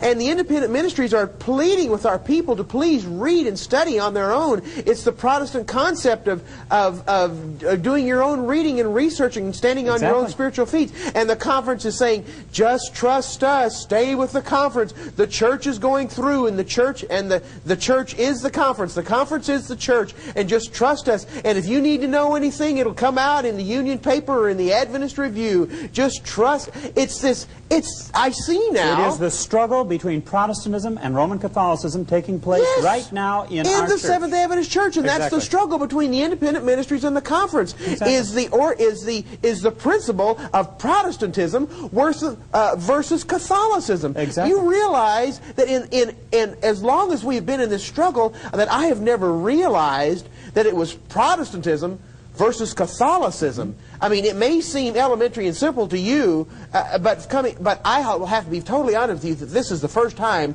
that I have really understood this for what it was, that we're dealing with Protestantism and Catholicism. Exactly. Between the independent ministries and the organized conferences. One is people standing on their own two spiritual feet, and the other is trust the church. And it is a fierce battle, believe me. Unbelievable. It is a fierce battle. Unbelievable. And that's why this book, Great Controversy, every lesson in it we have to have mastered. Oh. Every lesson. I tell you, I just feast on that book. If there's one thing that people have learned from my videos, it's my love for the triumph of God's love, the Great Controversy, and I just love that big colporteur edition there with the big print, and I just go through it. When I get to the end, I go through it again. If our people were just reading and studying, they could see this thing for what it is. That's right. It's a struggle between Protestantism and Catholicism. Absolutely. And this struggle over the Baptism, Eucharist, and Ministry document is precisely that. Because let me read to you a little bit out of the Waldensian response. You know the old Waldenses? Oh, yes. They responded to this. Now, I don't believe they should be in this process any more than we should. But they were notable for their rejection of the basic premise of the BEM document. Whereas we were noted in the materials that came out from the Faith and Order Commission in this book, we were noted as being one of the most affirmative churches in affirming our appreciation to the Roman Catholic Church, to the Baptism, Eucharist, and Ministry document. We, as well as the Roman Catholic Church, were noted in here for our appreciation. Well, that's why we have the Roman Catholics coming to our general conference sessions in Indianapolis and addressing the group and welcoming them, and why we are just mollycoddling the Roman Catholics, because we are one of the Protestant churches that is being the quickest to clasp the hands of the Roman power. It's absolutely unbelievable. And still, our faithful Adventist people that have been in the church all their lives are saying, just stay with the church. The church is going through. Did you read that article in the recent review with the ship on the front? Was it by Roger Kuhn? Who was it by? Or the article on, or maybe it was Robert Olson, about how that the church is going through and twisting the writings of Ellen White, showing that the conference is the church. We've got to stay with the conference, and our people are just accepting this stuff. Do you know why, Bob? They're not studying. Took the words right out of my mouth. They're not studying. Our people are not studying. No one of us, I believe, understands the gravity of this issue. Because Satan's plan, according to Great Controversy, is to get people away from studying for themselves and to put their confidence in pastors, teachers, professors of theology, and church leaders. Blind leading the blind. She's warned us. It's there. But the Waldenses, what did they say? They had the strongest criticism of all the churches. Among this group of critical comments, the strongest ones come from the Waldensian and Methodist churches in Italy.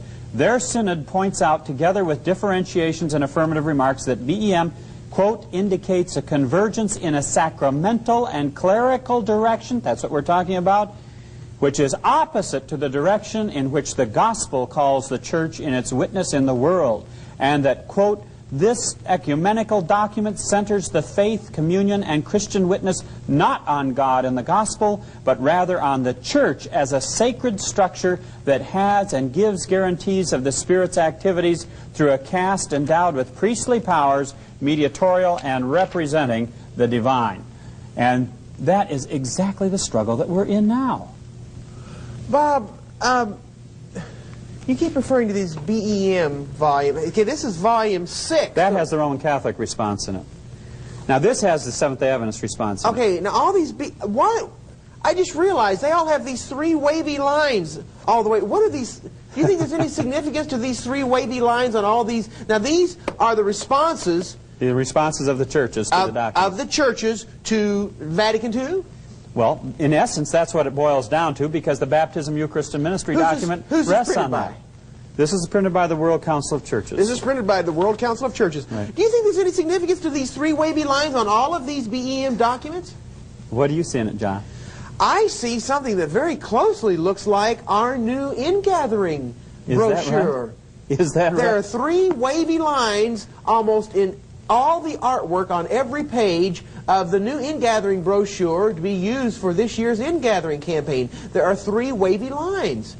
And then it comes down to the end to where it just goes into one wavy line. Now, what do you see anything in these three wavy lines of apostate Protestantism, Catholicism, and spiritualism? Well, there's three parts to Babylon, I know that. And then at the end it goes into one line to where it takes the three elements of the three unclean the three unclean spirits like frogs that go together into one at the very end of the brochure. It's startling. And I see these same three wavy lines on all of this stuff that's from the World Council of Churches. Yeah, you know, I see right there, I too. see it on this. It's in all of them. It's even on the BEM document.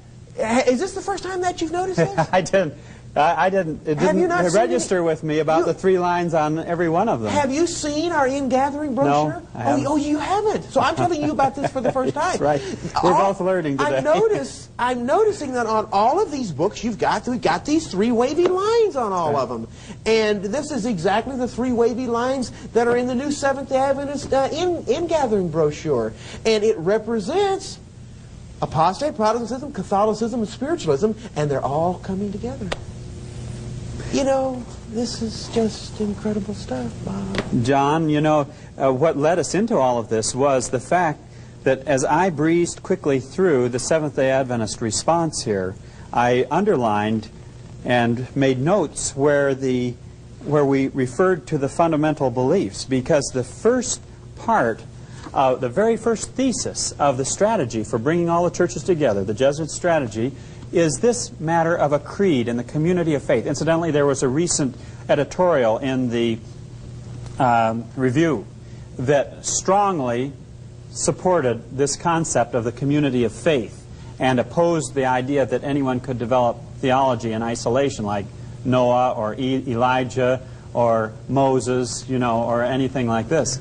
Anyway, over and over again, the fundamental beliefs are referred to. There is not one direct quote from the Bible or the Spirit of Prophecy in our response. All we refer to is our creed. Fundamental beliefs. Have we adopted a creed, Bob? Well, de facto, yeah, absolutely. Absolutely. And it's in the Review editorials. You know, we have established a creed, and that has become our document of faith. But what is so significant about it, John, is that the Jesuits like to have a church moved on to a creed, because then they can work that creed.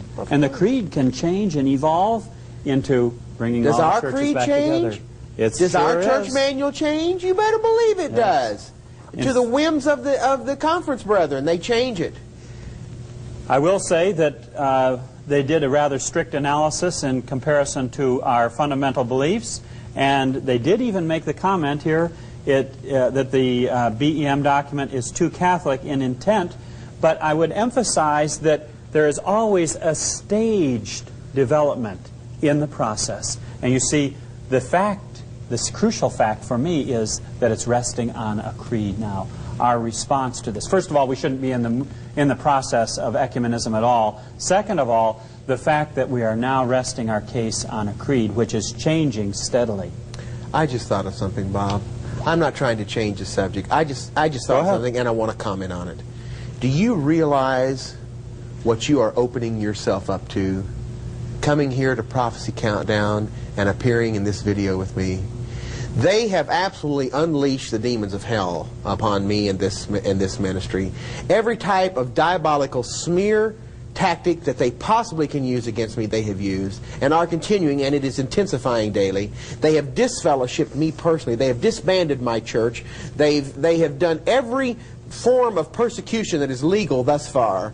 They have hired a full-time pastor, taken him from his church to do nothing but in private investigation try to dig up dirt on me, and have made the rounds of all former employees of Prophecy Countdown, disgruntled church members of the Rolling Hills Church, anybody that has anything that is of a disparaging nature that they can come up with against Prophecy Countdown. They are even trying to come up with to make a video to refute what I am doing. Do you understand, and have you understood before this moment, what you were doing when you appeared on this video with me, and the truth that you are bringing out? Do you realize how this is going to shake up our Adventist people when they see this?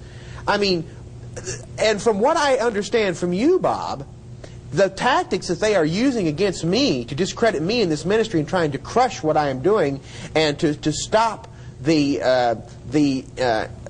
material going out to our Adventist people and to diffuse it, also is right out of the Roman papacy and right out of the tactics used by the Jesuits. Okay, first off, I want to ask you if you realized what you were getting into when you came here, and number two, how it plays into the whole scenario of Catholicism bringing the Seventh-day Adventist Church back into the fold and all the Protestant churches back to the mother church, and if this has been used in the past, and if it has anything, the tactics that are being used against this ministry and me have anything to do with the material that you have already shown us. John, first of all, for the first question, I realize what I'm doing coming here. We're in a war. Absolutely. The devil is making war against the remnant. And I would like to get another book here.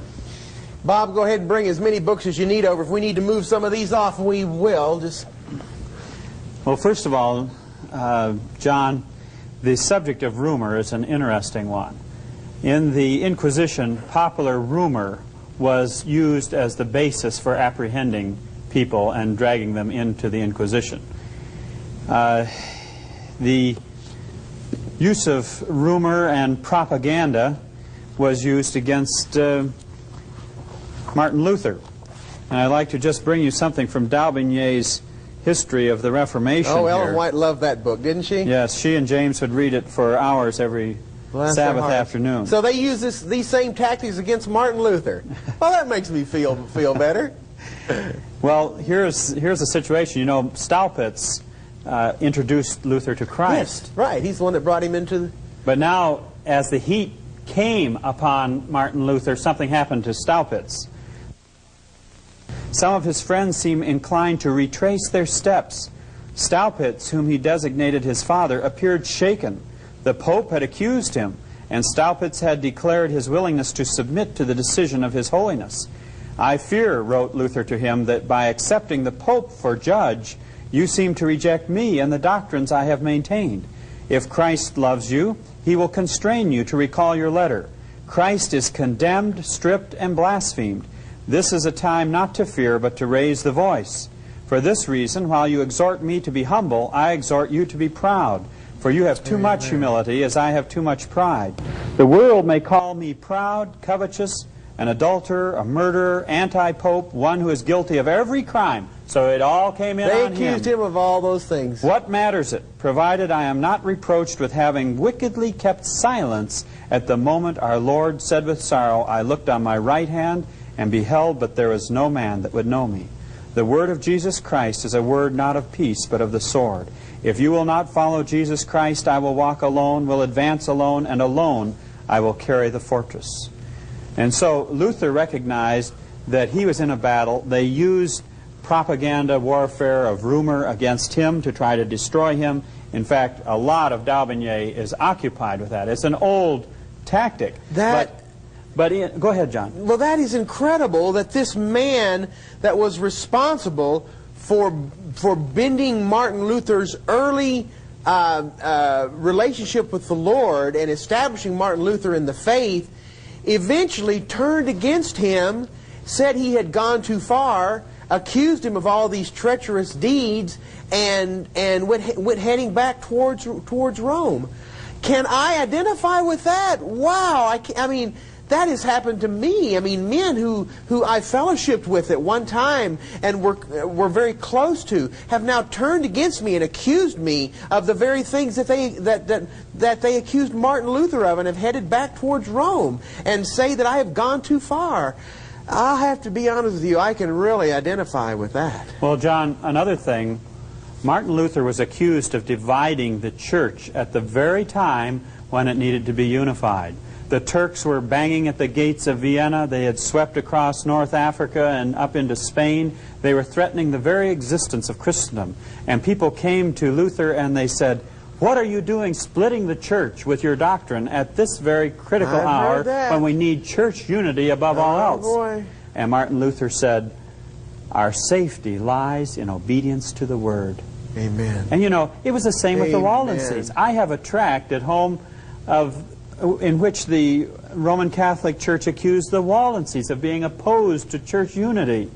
And this is something very common. And here is an argument also which is used. Here was Miltitz, who was trying to win Martin Luther over with a very kindly approach, with a very thoughtful and accommodating reproach to try to squelch the Reformation through kindness at the very beginning. "My dear Martin," said the Pope's Chamberlain in a fawning tone, "I thought you were an old theologian who, seated quietly at his fireside, was laboring under some theological crotchet. But I see you are still a young man and in the prime of life. Do you know," continued he, assuming a graver tone, "that you have drawn away everybody from the Pope and attached them to yourself?" That's Have you ever exactly heard what they that accuse argument? me of. Exactly. You know, that I am some self-proclaimed Messiah that is supposed... Well, how ridiculous. Number one, I'm not self-proclaimed, and number two, I'm not setting myself up as an example. All I'm saying is get back to the Word. Get back to "Thus saith the Lord." Read and study for yourself. And using these tactics of slander. You were telling me earlier, Bob, that this is not only the tactics of modern warfare, and that we can go back for some time and explore that, but it's also incorporated by the Pentagon, by the CIA. How does all of this tie in? I would like to know. I want to look at that in just a second. Okay. Here is, the nuncio went on saying that he had, believing that he had prepared Luther's mind, he continued in these terms: "Bind up the wound that you yourself have inflicted on the church, and that you alone can heal. Beware," said he, dropping a few tears, "beware of raising a tempest that would cause the destruction of Christendom." Oh, the destruction of the church. We've got to do something. The Perth Declaration. And now that I've read about how that the conference presidents and union presidents are not happy with the Perth Declaration, and they even want them to put more bite and teeth into it, and call us by name and say what we are doing, and just really getting vehement against the independent ministries that are daring to reveal to our historic Adventist people what is really going on in the church. John, it's interesting that Hitler understood the use of propaganda very powerfully.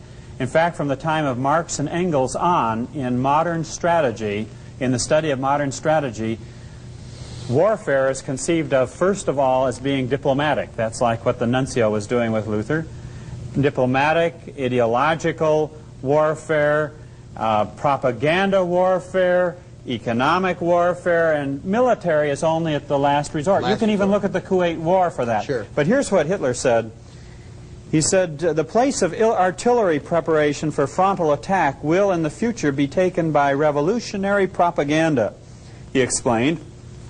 In this way, he would conquer the enemy's sight before his armies needed to fire their guns. How to achieve the moral breakdown of the enemy before the war has started, that is the problem that interests me. And so Hitler was interested in how to break down the moral defenses of the enemy by using propaganda, to wipe them out psychologically, to wipe them out morally. And here we have, published in Freedom's Ring in our last issue, or our November-December issue, a course outline from the Pentagon that was used in training Latin American military officers on the utilization and containment of rumors. How to use rumor to destroy the enemy. And copies of this and other courses taught at the School of the Americas in the Panama Canal Zone have also appeared in the Jesuit magazine Diálogo Social, published in Panama City. And so this is a course, and we have the outline here, in how to utilize rumor to destroy the enemy. One interesting formula in it is PR equals I times A. The power of the rumor, PR, equals I, the importance of the theme it refers to, times A, the ambiguity present. And so this the objective of the course is to teach the dynamic of the procedure for disseminating rumors. Now, we're looking at a tremendous artillery barrage. You know, at the end of World War II, the Russians, when they began their last assault against Germany, unleashed 1,000 artillery pieces at the same time, early one morning. And we're now in a tremendous artillery barrage of propaganda. It's not stopping now. It's going to continue. It's going to increase until God's people are made the objects of universal execration. That's right. We have to count the cost, like Jesus said. Count the cost and see whether you're prepared. And I want to tell you, this Perth Declaration is the first major barrage, salvo from the denominational leadership against the independent ministries. Really organized, calculated, orchestrated attack like these 1,000 pieces of artillery by the Germans at one time. This is their, and it's just the beginning, folks. It is just the beginning. They are starting the intense persecution on the independent ministries because we have dared to wake up the sleeping saints in God's church and show them the stuff that's been going on for years right under our nose, and nobody knew it. And praise God that He has raised up men like you to do the research to reveal to God's people what is going on. And I want to tell you, when our people see this research that you have done, Brother Bob, they've got to make either two choices, either for Protestantism or for Catholicism. Exactly. That's what it's all coming down to. You either accept Protestantism or you accept Catholicism. That's it. That's it. And Protestantism comes down in the final analysis to the three angels' messages. Absolutely, in verity. You know, one of the methods of dissemination, according to this course, is the use of agents. And it says, friends in the affected region originate the rumor within the group, and they will create it by means of questions that insinuate their responses. And they will encourage sympathizers to disseminate stories and to distort them. And in a state of friendly confidence, they will spread the rumors. Friendly confidence. Does that have anything to do with NLP? Getting a person on your side? Pacing, mirroring, imaging? You know, all of these different techniques taught in NLP, how to get a person on your side, get into their mind, and work their mind around to your way of thinking, and get the... It all fits together, John. All fits together. And what the devil is wanting to accomplish is to completely, with a knockout blow, nip in the bud the attempt at a revival of primitive godliness. Exactly what Satan is trying to do. That's what Satan is trying to do. That's the purpose of the celebration movement, the purpose of the charismatic movement, the false revival, the Catholic charismatic movement. So many things are bursting on my consciousness as I talk with you. This sounds elementary, and I'm kind of afraid to say it, but this is and I guess I knew it all along, but maybe this is the first time that I've put it together and verbalized it to realize that the celebration movement totally negates the three angels' message, and the celebration movement has been organized and formulated to counteract the preaching of the three angels' message. Absolutely. And John, thesis number 2 of the Jesuit strategy is that nothing may be rejected decisively and confessionally in one partner church which is binding dogma in another partner church. Do you understand that? That means that anything that the Roman Catholic Church holds cannot be decisively rejected in the world church to be by another group or entity. You cannot condemn Sunday keeping, you see, the Eucharist, any of that. That is all part of the strategy for the world church to be. Bob, it's just dawning on me here. something I've said in letters to our constituency for some time now, but now as I'm beginning to assimilate all of this information that you're giving us here, it's just becoming so clear that if we are going to preach the three angels' message to the world, the laity have got to do it. Our denomination and our leadership and our church is not going to preach the three angels' message to the world. We quit doing that years ago. And if we are, and they are even, not only are they not going to preach the three angels' message, they quit that years ago, but even if we're not going to preach it, they have now formulated a strategy to crush the preaching of the three angels' message and to negate it. Not only are they not preaching it, but they have now brought in celebration, which totally strikes at the heart and does away with the preaching of the three angels' message. So not only are they not going to preach it, but they don't want us, the laity, to preach it either. And that's what celebration is all about. And so what God's historic people, Adventist people, must do is get serious about formulating our own plans through the power of the Holy Spirit to preach the three angels' message to the world. We're the ones that are going to have to do it. We are the ones whom God is calling to preach the three angels' message to the world. Exactly. And our weapon is the weapon of truth. Absolutely. And the Holy Spirit. We can only use the weapons of heaven. And if we start to use the weapons of the enemy, we move over into his camp. So it's so practical godliness is so critical, and that we have the actual Spirit of Christ. Now, it's very interesting in commenting on this thesis about no one condemning anything that's in another church. Karl Rahner says, and this is his reasoning, and it fits in exactly with what the Great Controversy says. He says that no one can depend anymore on his own study to form his conclusions and his worldview. Quote, as an individual, one becomes ever more impotent. One has to depend more and more on the knowledge of others, which one can no longer assimilate or check oneself. In other words, we have to depend on the ecclesiastical authorities, and he points out the holy office of the Inquisition, the sacred congregation for the doctrine of the faith, as being the only body that can approach to this kind of competence in dealing with this. Incidentally, John, as you were talking, I remembered that one of the strategies of Karl Rahner in his book is that the ecclesiastical leadership of each church is responsible for maintaining discipline in its own ranks along the drive toward union with Rome. Maintaining discipline, getting rid of the dissidents and the ones who are divisive. And have you noticed that just in the last several years have they added the clause to their creedal document, the church manual, that gives another reason for church discipline, and that is being divisive. That was never part of the creed of the Seventh-day Adventist Church before until recently, because they wanted a way to disfellowship and get rid of the independent ministers. That's all in canon law, John. Absolutely. It's right out of Roman Catholic. Now explain to them what canon law is. Canon law is the Catholic article, the Catholic institution of law, this natural law, this Catholic law. Let me get you a copy of it, John. Okay. So canon law is Catholic law. And when I noticed, and people you need to make sure that people understand, because I know throughout Freedom's Ring you refer to canon law, and they need to understand that what you're referring to when you say canon law is Catholic law. Oh, absolutely. This was promulgated by John Paul II in 1983, Code of Canon Law.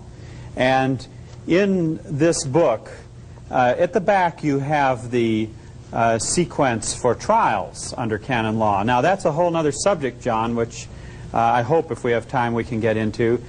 The difference between Roman Catholic canon law and English common law and American constitutionalism. Our whole system of law that we have in America rests upon English common law, which battled against canon law in providing safeguards and guarantees for the people of England and then ultimately in America. For instance, under canon law you could be arrested in the middle of the night under suspicion because of rumor. The judge can make the decision to have you arrested himself. You can be arrested in the middle of the night. Your family don't know where you've gone. You're in prison. You can be judged by the judge in secret and put to death in secret. No one ever knows what happened to you. That's what happened during the Dark Ages. During the Dark Roman Ages, papacy was in yes. control. Now, under English common law, first of all, if someone comes and takes you away in the middle of the night, your wife can get a writ of habeas corpus to demand the jailer to show cause why you are in prison. Here's the body. You bring the body up out of the jail. Here is the reason he's in. And then the accusations have to be made in public by an accuser. The judge is impartial. There is a jury that decides, of your peers, that decides whether you are guilty or innocent. And then the impartial judge will mete out the sentence. And in our whole Bill of Rights, there is the defense against Roman Catholic canon law. Now, that's why, with the new Supreme Court, which has been brought into position through the use of the abortion issue, and that's a whole other subject, John, we'll be here for days, the new judiciary and the new executive and legislative aspects of our government are all slanted now in a direction in which we are rolling back the clock and we are moving back to canon law. Even in decisions like Arizona versus Fulminati, the dissenting justices said, we have now, in this case, turned away from our accusatorial legal system and accepted the inquisitorial system, because now forced confessions can be accepted in court. Okay, speaking of common law and canon law, which law was it that was followed when the Florida Conference disfellowshipped me and they told me that my invitation to appear before them was rescinded and that I was taken off of the agenda, and behind closed doors, behind my back, in secret, they disfellowshipped me from the Florida Conference of Seventh-day Adventists? Was that common law or canon law? Well, it certainly wasn't common law. Basically, they followed step by step the canon law procedure for the removal of a pastor. Now, what is that? In your disfellowship. The Catholic procedure for removing a pastor? Right. What is that? What is the agenda for that? Well, we go through it here in the last issue of Freedom's Ring. Does that have anything to do with the way that the Seventh Adventist Church leadership is now removing historic Adventist pastors from their leadership positions? Not only that, removing people from their church offices? Exactly. Yes. In fact, in your case, it got to the point there at the end where they swept aside. And what I'm saying is they're paralleling it. Whether it's a conscious or unconscious thing, God only knows. They followed parallel the process, according to canon law, for the removal of a pastor in your disfellowshipping process. But at the end, as things intensified, they swept away even canon law and used what they had in the Inquisition, where there were no laws, and everything had to be swept away in the attempt to deal with the offender, and so he wouldn't get out of their grasp. Does the situation now transpiring in Troy, Montana, have anything to do with canon law, to where they are now, the Montana Conference has informed the Troy Church that unless they disfellowship me, that they will disband their church? Well, John, backing up a little bit to some of the earlier questions, canon law declares in Canon 1311, the church has an innate and proper right to coerce or force offending members of the Christian faithful by means of penal sanctions. And Canon 1312, number 2, says the law can establish other expiatory penalties which deprive a believer of some spiritual or temporal good and are consistent with the supernatural end of the church. Then Canon 1331, number 1, says an excommunicated person is forbidden, 1, to have any ministerial participation in celebrating the Eucharistic sacrifice or in any other ceremonies whatsoever of public worship. Number 3, to discharge any ecclesiastical offices, ministries, or functions whatsoever, or to place acts of governance. And then number 4, he cannot validly acquire a dignity, office, or other function in the church.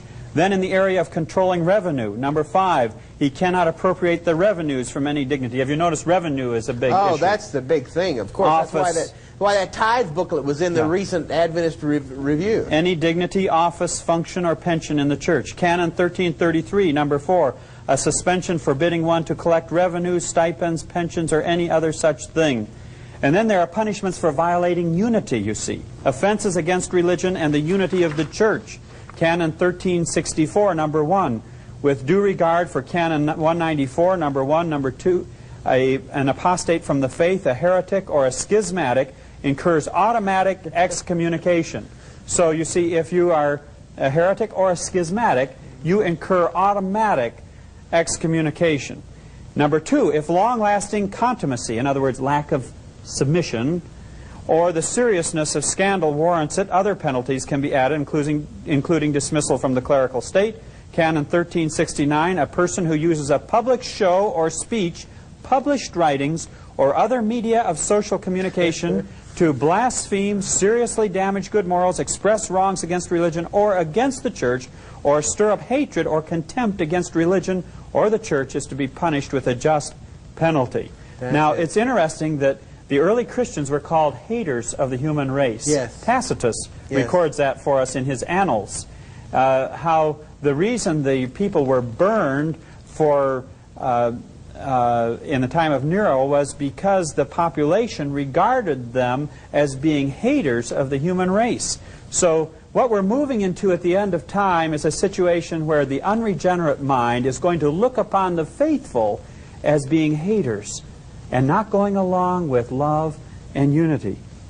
Then there's a section on punishment for offenses against leadership. Title 2, offenses against ecclesiastical authorities and the freedom of the church. Canon 1371, the following are to be punished with a just penalty. Canon 1373, one who publicly either stirs up hostilities or hatred among subjects against the apostolic see or against an ordinary. An ordinary is a person who has been given direct office, such as a pastor or whatever, on account of some act of ecclesiastical power or ministry, or incites subjects to disobey them, is to be punished by an interdict or by other just penalties. Canon 1374, one who joins an association which plots against the church is to be punished with a just penalty. One who promotes or moderates such an association, however, is to be punished with an interdict. And this is all canon law. Yes. Roman Catholic law. And then listen to Canon 1404. Being followed by the Seventh Adventist Church in 1991. Well, to the letter. The question you have to ask is, where does it say all these things in Scripture? It doesn't, or in the spirit of prophecy. If the Scripture is our norm for activity, where are all of these other things coming from? Right out of Roman Catholic canon law.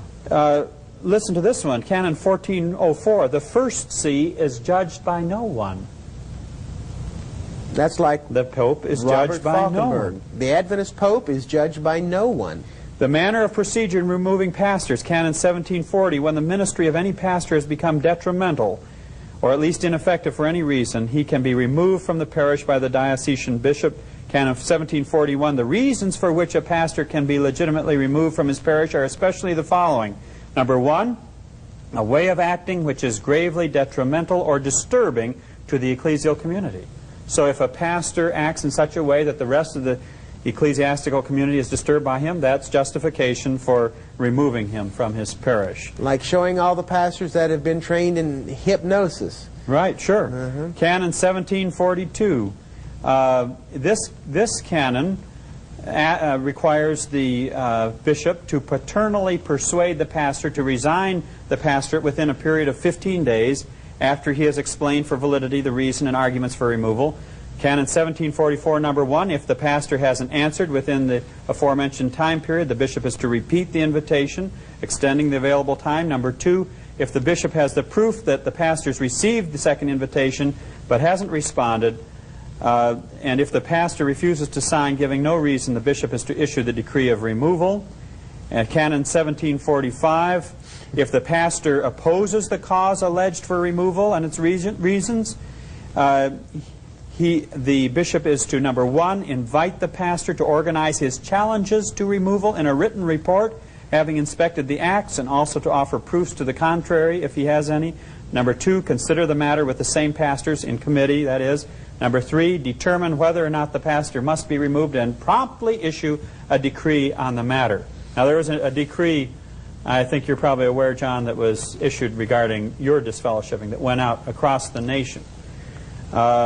Canon 1747. Okay, are you talking about telling them about it? Yeah, telling them about it. Yeah, That's right. they sent a fax and a letter to every conference president, and then the conference president sent it to the pastors, and the pastors read it from the pulpit. Canon 1747, number 1, the removed pastor must abstain from exercising the office of pastor, vacate the rectory immediately, hand over all that pertains to the parish to the one to whom the bishop shall entrust the parish. Well, those are just a few of the canon laws. We're following the Roman Catholic canon law to a T. Well, what's going to happen, John, is in the New World Order, as Rome takes over, according to Revelation 17, I believe we're going to see the complete takeover of canon law replacing our Constitution. Ellen White says that every Republican and Protestant principle of our Constitution will be repudiated. And you can see, according to this, that anyone that speaks out against the Pope or in any way ruffles the thinking of the Roman Catholic Church will be subject to penalty. As we are taping, this is the first week in December 1991. Have you seen in the news this week, Bob, about how that the Roman Catholic Church is getting so involved in this new world order, and how that everybody is looking to Pope John Paul to have a major role in this new world order? I mean, even the news media. I mean, I have seen it in the newspapers and on the newscast several times just this week, about the New World Order and the part that the Roman papacy and Pope John Paul II is playing in this. Exactly. I mean, all the pieces of the puzzle are fitting together. Even, John, the Genocide Treaty, for example, and in our Constitution, under Article 6, number 2, any treaties that we make become the supreme law of the land, and this is designed to target anyone who promulgates hatred against a class or religion or a group of people. But hatred is in the eyes of the beholder. And just like the ancient Roman populace called the Christians the haters of the human race, yes, so the, quote, Christian world, which is really an apostasy at the end, will regard the true faithful ones as being haters of the human race, and they'll become subject under these laws. But look, that goes all, I mean, I cannot help but think of Elijah when King Ahab said, "Thou that troubleth Israel." I mean, you know, the ones who have dared to speak out against the apostasy of leadership have always been accused of being the ones who bring all the trouble, and the haters of unity, and the haters of peace, and the haters of the human race, and all the troubles have been blamed on them because they dared to speak out against the apostasy. I mean, that's been going on for thousands of years. It's going to happen on a massive scale. And we are But are our people ready, Bob? Are our historic Adventist people ready for this stuff that's happening? I don't think any of us are ready, John, but through the strength of the Lord, the weak can become as David. I am fearful for our people. I'm fearful for our people. Our people are calling, you know, we have 6 nationwide Watts lines that used to be just good in the United States. Well, now we have 1-800-HIS-LOVE that's good in all of Canada. You know, almost all of North America now, 1-800-HIS-LOVE. And our Adventist people are calling from all over North America, Alaska, Hawaii, Canada, all the provinces, and even Puerto Rico and the Virgin Islands, and calling us, and our staff are just on the phone. I mean, you know, just yesterday, our switchboard operator was just absolutely exhausted by the time 5 o'clock. She was just absolutely exhausted. Bless her heart. Linda just said, "Pastor John," she says, "almost all 6 lines have been lit up all day." Mm-hmm. You know, it just seems that is almost all we do. Mm-hmm. And our Adventist people are just calling and just pleading for help, and telling the things that their pastor has said, stuff their pastor's putting up on the bulletin board about us, the tremendous slander and rumor that is being promulgated from the conference to the pastors, and the pastors to the church members about us. And it just seems that our people cannot withstand the onslaught that is being brought against them by the leadership. And I'm fearful, Bob, I'm fearful for our historic Adventist people. I really don't believe that they or any of us are ready for this tremendous Catholic onslaught that is coming to us through our leadership. Absolutely. You know, Alvin Toffler, the renowned social thinker who wrote the book Power Shift, says in that, and I think it's a word of wisdom, we see all these blips of information that come by, little scraps of this and pieces of that, and it's too much to try to deal with every blip. But But if we can look at the picture strategically, and that's what we're wanting to do here today. Amen. What is the strategy? What is God's strategy at the end of time? What is Babylon's strategy? And what we're doing is we're looking at the sources of Babylon to see what their strategy is, and it fits in exactly with what God told us the strategy would be. And when we can deal with it, and we can cope with it much better when we see the whole picture, the strategy, and how all these pieces all fit together, and what we're dealing with. We are in the last days, John. We are in Revelation 12:17 right now.